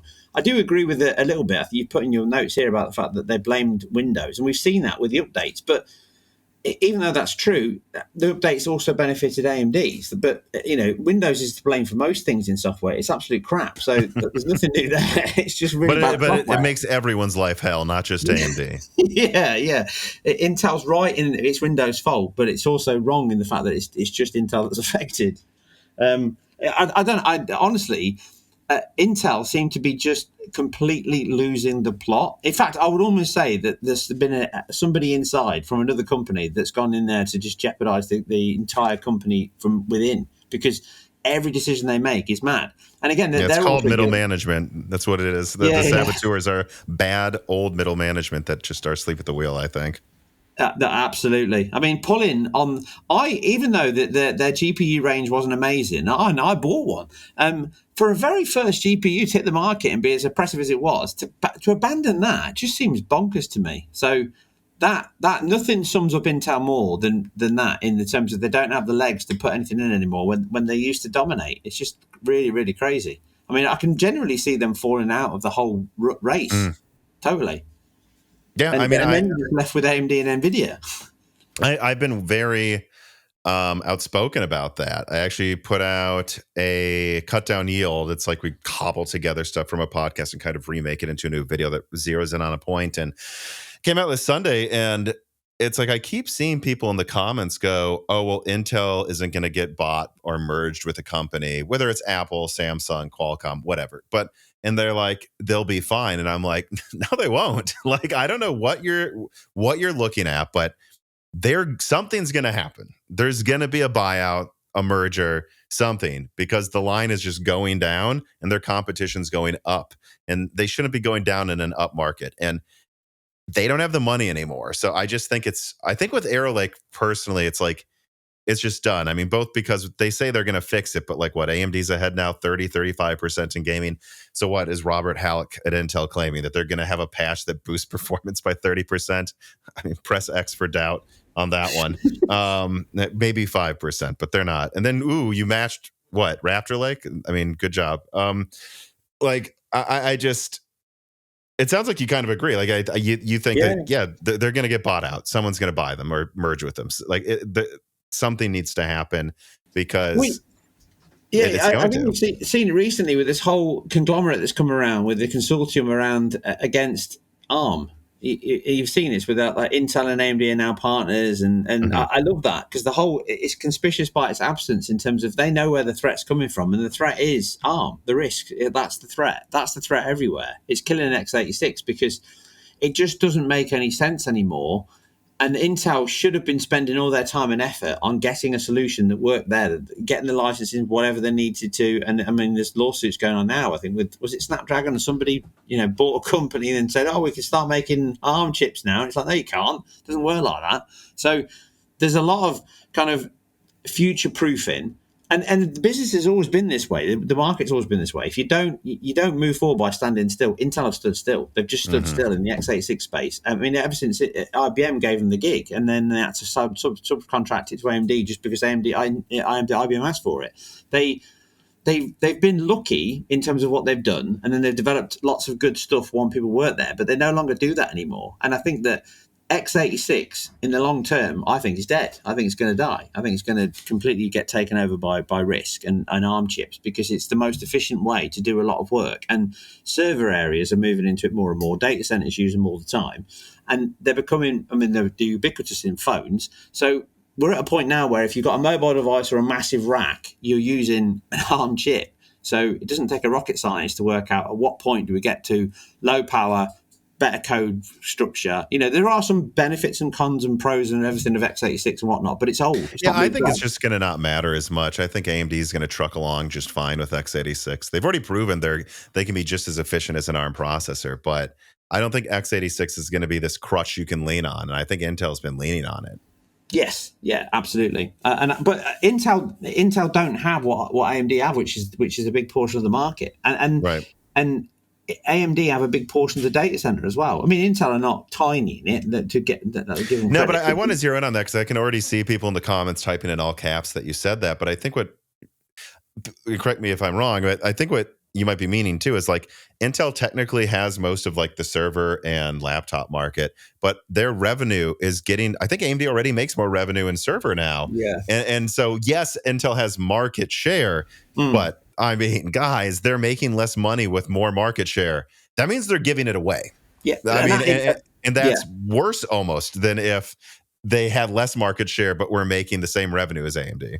See, this is the thing. The markets know this. So the problem is that, and I know this firsthand, Intel do deals to keep you in the market. And they used to be very easy to do, and they're not anymore. So what they're doing is they're giving you free work and trying to call that cost back elsewhere. AMD don't need to do that. So AMD are making profit on everything that they sell, whereas Intel are not. And Intel are just doing it to keep market share. That doesn't last forever. In the end, companies only do it for as long as it's viable. And that's both private and public sector. I see it firsthand. So there's definitely going to be a shift in the market. And this is how things, when people go, oh, I can't believe that company went pop. All the signs are there. Yeah. Intel are making bad decisions and they're just treading water. Who would you think will buy Intel? Because I was told by an industry veteran in Silicon Valley that the rumor going around right now, amongst VCs and founders there is it's Samsung, that Samsung wants to merge with them because, I mean, Samsung's foundries are completely falling apart. They're turning them off. So maybe they take in Intel to fix their foundries. They infuse Intel with cash or some sort of partial merger relationship deal to help each other out. Like maybe not quite the same company, but close. I've also, of course, heard that Apple would consider buying them. The play on that would be Apple's an American company. The U.S. government would allow it so that they can save U.S. manufacturing and avoid, and then now, Apple can make their iPhones in the U.S. and avoid tariffs. And then there's also the rumor of AMD because just naturally they kind of make the same products. So this would benefit them. I do almost hope it's someone that's not AMD because I don't know what I think about AMD just being the only x86 company, although maybe it doesn't matter. But I wonder, which company do you think would be likely to want to merge or buy Intel, or what would likely happen that could save Intel financially? And by save, I don't mean a magic CPU that's twice as powerful, because I think that's not happening now. But like, what do you think the next step is? Who would buy them? What would buy them? What would bail them out? Well, I think Apple, absolutely. I think that they're absolutely a viable option to buy Intel, but they don't need them. So right. There's probably a vested interest there in terms of government funding or some benefit that comes from that VC. I think it would be some play with like the U.S. government nudging that along and getting U.S. manufacturing. I think it wouldn't be just because Apple wants to. The U.S. government would be like, please buy them. Yeah, and I think that would make sense.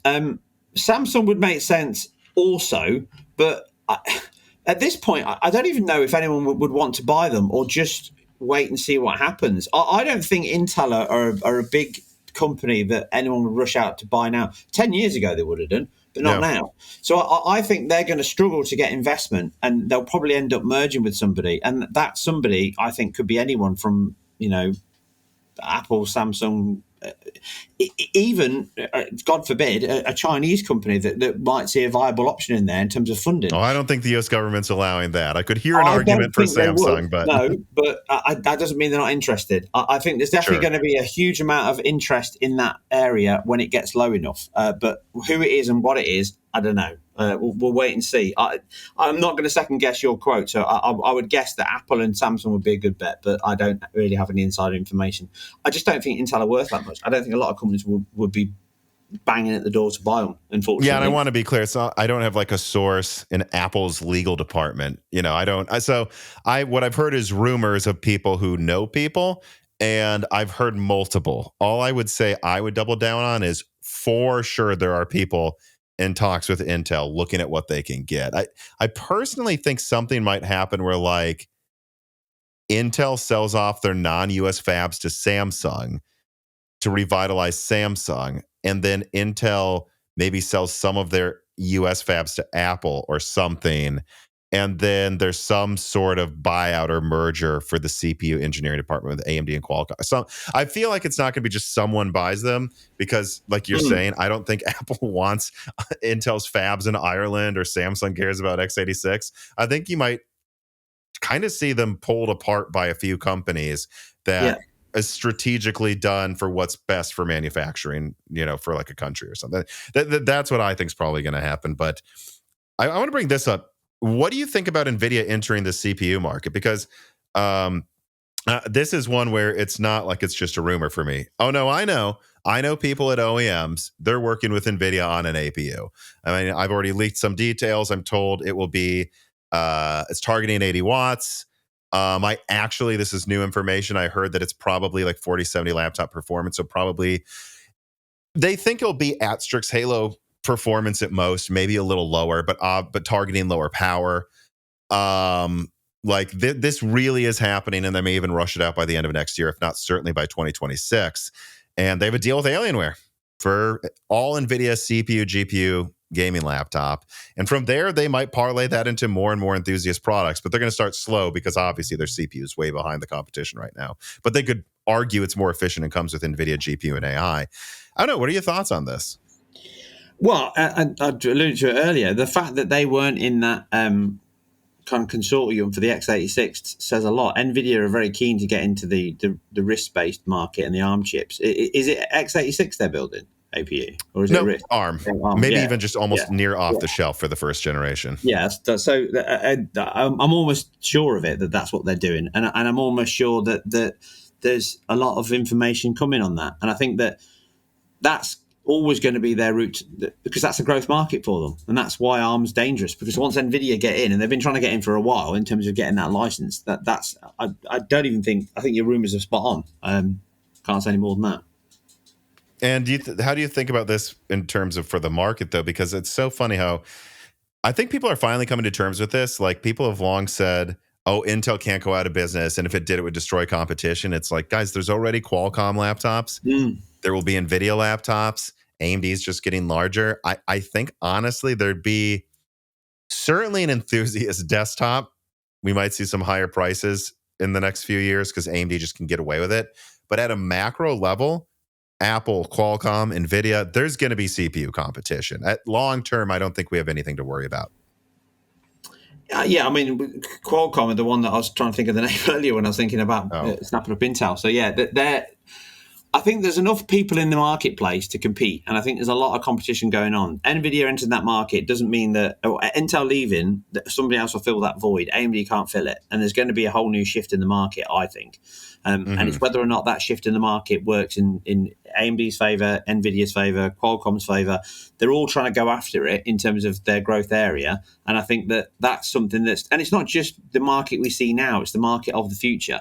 So they're thinking about, when you've got all of these things in your car, when you've got them in your house, when you've got them in your TVs, when you've got them in your phones, when you've got them in your robots that are cleaning your house, there's a huge area that's going to be pushed in terms of all these businesses that are focusing on it.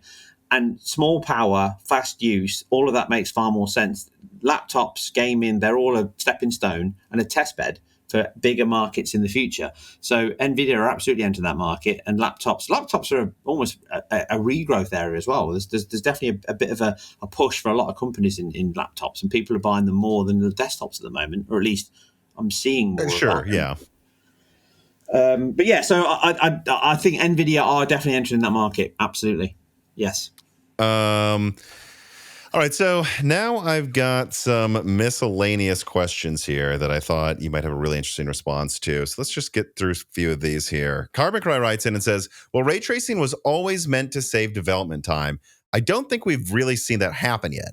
But I think I finally may have discovered a game where the development was, I believe, significantly sped up by ray tracing. The game is Dragon Age Veilguard. The game is graphically a downgrade from Dragon Age Inquisition, which comes from 2014. Less sharp textures, poor modeling, pretty bad raster lighting. But I'm writing this after being in a location with snow where characters leave awful traces in the snow, while Inquisition looked pretty good. But turning on ray tracing helps the game's presentation tremendously. Now, look, I still prefer Inquisition, but it's much, much closer. And it's not nostalgia. I've replayed Inquisition in the lead up to Veilguard's release. Ray tracing really pulls Veilguard together graphically, and I do believe BioWare probably saved a lot of resources by pushing out graphics that would be average in 2014 and just turned on RT to get to something that looks like today's standard expectation for AAA graphics. So what do you think about this? Like, both, is ray tracing at all getting to where it's just there to save devs time, not necessarily to give you better graphical performance, or do you disagree, and where do you think that's headed? I think it's always the holy grail that never arrives. The problem with ray tracing is ray tracing, by definition, will save you time, and not in the front end. So a lot of it is baking time. Again, I think we've mentioned this on your podcast before, but I certainly talked about it on mine. A lot of the time is wasted from devs when they're doing a lot of baking. So this is when they, just for the audience, I'm not trying to be annoying, it's when you've got a light system and you've got GI bounce and you've got shadows. A lot of the time you have to bake that in. So in a game engine, you have to render that over a period of, minutes or hours, depending on how powerful the system is, overnight back in the day. And if you move a light around and you change it, you've got to rebake it again. So you have to spend time to generate that, and that's wasted. Every single time you move something, you got to pre-bake. Yeah. So ray tracing is designed to fix that, because then you've got both faster iteration, because you can move lights and they dynamically shift. And if you're an artist, if you're a lighting artist specifically, or a visual effects artist, then you can do all those things in real time. You can cool a lot of the ray trace, visualize it in the debug kit and your dev box, and then play around with it and get things, so you can speed up that development.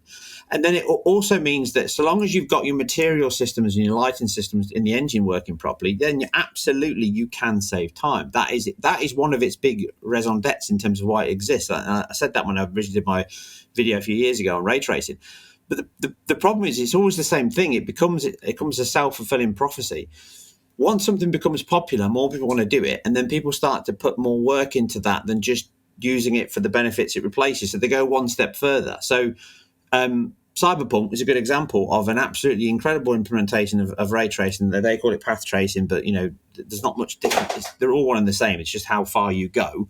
But path tracing does the whole light solution and bounces around. It's all kind of a lighter version of reality, because you never end. It's, recursive light is just constant. So that's the problem. People then start going, okay, well, now we've got ray trace reflections. Where can we go next? What more can we do? And then they start to hand author things, and then they start to create, proxy objects in their BVH, and then they've got to create other objects that are lower geometry. So they give themselves more work rather than just using ray tracing for its inherent benefit. So I think that I've not played Dragon Age Veilguard, and so was it Carbon? Mm-hmm. You said Carbon Cry? Yeah, Carbon Cry. Yeah, so I agree. Ray tracing lighting can significantly improve the way a game looks, specifically if your materials are set up to react well. So if you've got good composites, if you've got good BRDFs on there, so you bi-directional reflection light, so there's things like your specular, your subsurface, your albedo, your diffuse, so how light bounces and reacts off of that surface. If you turn on dynamic lights with a little bit of GI and bounce in there, they'll just look better by default. So absolutely, it could be a huge upgrade just as ray tracing's in there. But I think the problem is that if that game's used it and it's used it well, that's just an exception. The reality is most games go, right, now we've got ray tracing, what more can we do? So the technology tends to do the same thing over and over again. You end up putting something in that saves time, and then all that time you save, you just use it to do something else on top, and that consistently rolls around. So I think that until we get to full real-time path tracing within a limit, I don't think we'll ever see an end to it. There'll always be, it will work for a bit, and then people just add more in that loop, and then it will keep going until such times as everything's path traced, and then it's much easier. But I've not played Veilguard. Sounds like a good example. I might check it out now. What do you expect for ray tracing next gen? Like, do you think there's a chance that the PlayStation 6 is like a significant portion of the games, or most of them, are fully path traced? Like, is this going to be where the switch flips, or do you still think we won't be there by then? And if we're not, or we are, like, how are we going to get to what Carbon Cry was talking about maybe next gen, where it is used to save time? Or do you think it will still kind of just be like, oh, this is used for more eye candy, but it's more, so we're just doing more work? I think that'll still happen. It won't happen everywhere. I think Sony's got the best chance, along with Nvidia, because of what they put into the pot. But I think Sony's got the best chance to make that viable in a gaming marketplace, because they have the ability to create lots of off-the-shelf solutions that teams can use. I don't think they'll get to full path tracing, but I think the PS6 is absolutely going to heavily utilize ray tracing at a level that we've not seen on consoles before. And I would surmise that the pricing of the PS, what I said earlier on the PS5 Pro, the pricing of the PS5 Pro is designed to see what the market will accept. Yep, so they know they can get away with going for it, right? Yeah, I think they're going to go for this whole. Again, it leans into that, like, it'll be the Xbox. If you want an offline console, buy the Xbox 360, and it'll be one of those situations where the PS6 will come out. It'll do all this fancy stuff. It'll be $1,000 for it. Everyone will kick off, and they'll say, "Yeah, but we're still making games for the PS5 Pro and the PS5, so you can buy that." Because that's where I think they differentiate themselves, because if the market's shrinking, and it is, the console market and the game market as a whole is shrinking because it was artificially larger with the whole situation that happened pre-COVID and during COVID and after. Sony are not blind to that, so they've got to make areas to give their marketplace and their product a USP. And that USP, I think, for Sony is bringing the highest quality visuals and experiences that you can't get anywhere else. It's the reason why PSVR 2 exists, because it doesn't make them loads amount of money, and it's not even a massive hit, but it is still something I play a lot, and it's something that works really, really well, and it's up there with the best VR solutions in the business. So I can still see them leaning heavily into that and ray tracing. So I do think that the PS6 will lean heavily into ray tracing, yes, but I don't think it will be the one solution fits all, but I think it'll be a big step towards that. Yeah, my suspicion is he'll come in and maybe we'll see this next gen, is we will see ray tracing become the standard actually for some indie games first, because they can't afford to pre-bake everything. And generally speaking, their games are at least geometrically and scope less complex. And so they'll go, yep, we're just going to use path tracing now because we're a team of 3 people and it saves us a boatload of time. And we might have the extra gas in the tank because we're not doing these. I don't even know what they're at now at Gorilla, like 500,000, 1 million polygon count characters or something. So we can get away with doing that, although it's different parts of the GPU. But I wonder if you at least think that. Like, I feel like pre-rendering or pre-baking lighting, that's going to be something someone like Naughty Dog probably just wants to do, like, for as long as they can get away with, because they have the money and their games kind of like lend themselves to it. But if you're like an indie dev making an open world game, I think maybe then we're going to finally start seeing a lot of path traced games, because that's where it asymmetrically helps them more than a AAA dev, right? Yeah, I mean, take a game like the Lego games, like Lego Star Wars. They would work perfectly with ray tracing because the visual style is very blocky. It's like kids playing with your toys, but ray tracing there, the lighting quality is what brings those things to life. You add that with with the bokeh depth of field and the scale that those games deliver, that would work really well, and it would save the team a huge amount of work and look visually more impressive. And I think we've seen that with some of the smaller indie games that have done that kind of approach. Even Nvidia did that. Was it RC remote control racing demo? That was and the marbles, yeah. So I totally agree. I think indie games will lean heavily into it, and that's the reason why Unreal Engine's taken off, because they're pushing more and more. But you're just seeing that now with their mega lights, whatever they called it. So you've got real-time lighting solutions now that are far cheaper. Some of it's a bit weird and it's definitely screen space solutions. I did look at some of the video that came out of it, but there's definitely an area now where teams and engines are pushing more and more towards real-time lighting and shading. And ray tracing makes that very easy because it's kind of a known algorithm. It's understood. everyone gets their head around it, and it's all around manufacturing your materials. And nowadays, you've got a whole kind of marketplace to just buy and pull them from there. So indie teams can lean heavily into that. So yeah, I think spot on. I think indie teams will embrace it heavily, and I think Sony will use it heavily in their first party titles. Michael Mullen writes in, do you think that generative AI, like LLMs to make NPC dialogue more realistic, are on its way? If so, how soon until the first AI games will hit store shelves? And what do you think this will do to the VRAM demands games place on GPUs? Will AI-enabled games dramatically decrease the useful lifespan of a 16-gigabyte card? Well, these are already around. So I did a video about a year ago on IGN around AI games, and Nvidia have been very keen in pushing on this. You've got like local, the LLMs and the local models as well. So you've now got very small language models running on boxes that you can run locally on your machine. You don't even need the cloud solution anymore. So like a year ago, you had to be connected to their solution in the cloud. I can't remember the name of it, but they've got their ACE system is a bunch of like repository API boxes that you can just hook into. So they're a bunch of routes that give you multiple options. So you can have text to speech, face dynamic animation from speech. So it takes your speech dialogue and it animates the face in real time. You can use local language models to translate that and react to that, your responses. You can even translate in real time, multiple languages, so you don't need a conversion anymore. That's where the big growth market is for games. It's not, you don't need to have a translation team spend 6 years or 2 years and huge amounts of money reading every piece of dialogue, transferring it, get somebody to re-record it. You can get it done using this system on the fly, so you can release in every continent you want without having to worry about language models. It might not be perfect, it might not be great. I think that's almost here. I think there's games shipping now that use parts or some therein of that ACE model from Nvidia and other solutions that are out there as well. But I don't think it'll make a huge demand on the GPU because they'll use an MPU eventually, right? Yeah, we use an MPU, and also it's one that can lean into the system models, because a lot of the problems you get with it now is there's quite a delay. So when you're speaking to somebody, I mean, it recognizes your speech and then it responds to your speech, but sometimes you'll get a delay. And I think this is where local language models will work better, because when you've got it on your machine, you reduce that amount of latency. But the latency can still be like a second, 2 seconds, and you're not going to feel like that's not real, because some people take that long to answer you. So it would be fine for that to work, and that can then reside on the system RAM and not eat into the GPU RAM, because it's just passing back a collection of sampled speech or a generated speech in terms of what the response is. So you're going to see AI games. If you haven't seen them already, you're already seeing the startings of them now. So yes, they will be hitting the store shelves this year, next year, very, very soon. There's more teams using it. I know that for definite.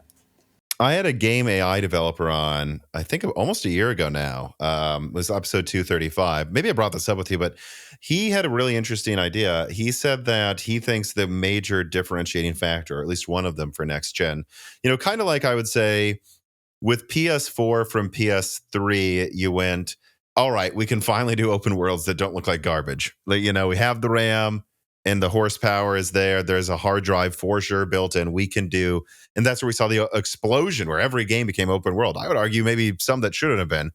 And then we go to PlayStation 5, and I think the big differentiator, they're at 60 frames per second. They're finally at 60 frames per second. And truly, any game we want to make, we can do, because we can load things instantly, and it's just a smooth interface.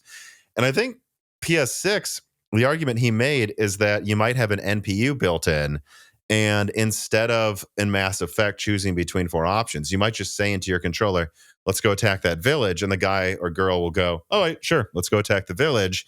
And they might even be able to make it work on last gen, because they'll just run it on the GPU. It'll just take 30 seconds for them to reply to you or something. But I wonder what you think about that. Do you think that could be a major differentiating factor of next gen? Do you think devs maybe in 2028 will have games where, no, truly you can just talk to them at a low level? We don't need to do the silly decision 4 options thing anymore. Well, I think that happened this gen. I think that's viable now, but absolutely spot on. I think they just haven't built it yet, you're saying? No, I've played. There's a demo, the one that I played at an Nvidia event. That has the Cyberpunk one. It's not Cyberpunk. It's not Cyberpunk, but looks a lot like it. Yeah, it's effectively you can say anything to them and even have conversations about random stuff. And I was talking to the guy and saying, "Oh yeah, you work on the door, but do you want to get a drink later?" And he goes, "Oh, I want to be a bartender." And it turned out that the guy had this backstory created. And this is the thing about using these solutions. It's because what you do is you create almost a personality, but you don't. You just create a database of useful information and tidbits. And then whenever you ask them a question, it just processes that into, oh, you just mentioned the word car, and somewhere in my database is the word car, so I'll come back and give you that response. So that will absolutely happen. And there's demos now that do that, and there's more games coming that do it. So that is definitely the future, and it makes things better because it means that you and I can play the same game, solve a puzzle a completely different way, and get completely different responses from various people, and it's unique to us. And that took less work than a dev having to handwrite all that code. And like I say, have to pick from 4 choices. So absolutely, yes, that will be the future in my opinion. And it will be a better one for that because it makes it more dynamic and more realistic. And if you can use speech, it's easier than clicking on a screen with a mouse, isn't it? Okay. I mean, I think that's a good note to end on, actually. What we expect out of the future, about future hardware on these consoles and PC gaming devices. But I mean, unless there's anything else you want to discuss, please, as always, plug your content. Tell people where they can find you. Thank you very much. It was great having me on, Tom. As always, it's good to have a chat. Hopefully there was some good stuff there. So you can find me over on NX Gamer on YouTube. So just search that, and on Twitter with the same tag, and also over on IGN, but their performance reviews, I do those as well. So if you are into just technology, hardware, gaming performance, console performance, and all that good stuff, then yeah, that's what I do as a side gig. I do enjoy it. I've always enjoyed it. So I even do retro stuff. If you're into retro stuff, I do some of that as well. Not as much as I would like, but I do a bit of it. So yeah, thank you very much. And of course, as always, people will be able to find your information in the description. Again, Michael, thank you. It's always a pleasure.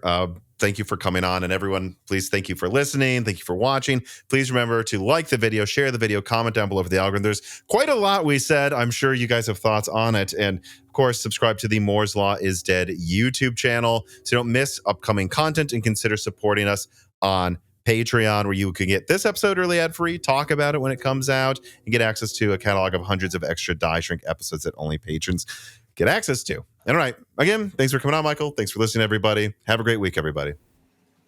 Thank you. This podcast was brought to you by the YouTube channel and website Moore's Law is Dead. Moore's Law is Dead and Broken Silicon are trademarks of their creator, Tom. That guy is me, and I am indeed the creator, editor, writer, and showrunner of Moore's Law is Dead podcasts, videos, articles, and other media. However, it's not just me. Moore's Law is Dead is a team, with Broken Silicon co-hosted by my brother Dan, audio editing by Gerard Cortez, renders being done by the industrial designer Jean-Philippe Clermont, and special assistance is also provided by Carmen Cry and Carrie No Sugata as well. Find all of our information at www.mooreslawsdead.com on the About/Support page. In the event you do want to hire me for consulting work, hire Gerard for audio work, hire Jean-Philippe for industrial design work, or you're interested in working with Carbon Cry or Carrie No Sugata as well, you can also find our long-term sponsors on that page if you want to show them some love for putting food on our tables. Or you can also mail us some love. You can send letters or hardware donations to the following address: Moore's Law is Dead, P.O. Box 60632 in Nashville, Tennessee, zip code 37206. Although, to be honest, the best way to show Moore's Law is Dead some love is to support us on Patreon. Patrons are what makes Moore's Law is Dead content truly possible. Every month, and really every day, depending on who you're talking about, me, Gerard, Dan, and Jean-Philippe are working tirelessly to provide a steady stream of content that we could not keep doing unless we knew the work was possible without being reliant on sponsors dictating every little thing we put out. Don't get us wrong. We love our sponsors, but we love directly working for you, our fans, much more. If you have any extra money, even a couple free dollars a month, consider supporting us directly on Patreon. Those couple of monthly dollars will get you access to the exclusive podcast Die Shrink, voting on subjects of future podcast episodes, the ability to ask guest questions, and of course, access to the Moore's Law is Dead Discord full of like-minded people who I am sure would love to meet you. I am one of them. Additionally, higher tiers get access to early, ad-free episodes of Broken Silicon,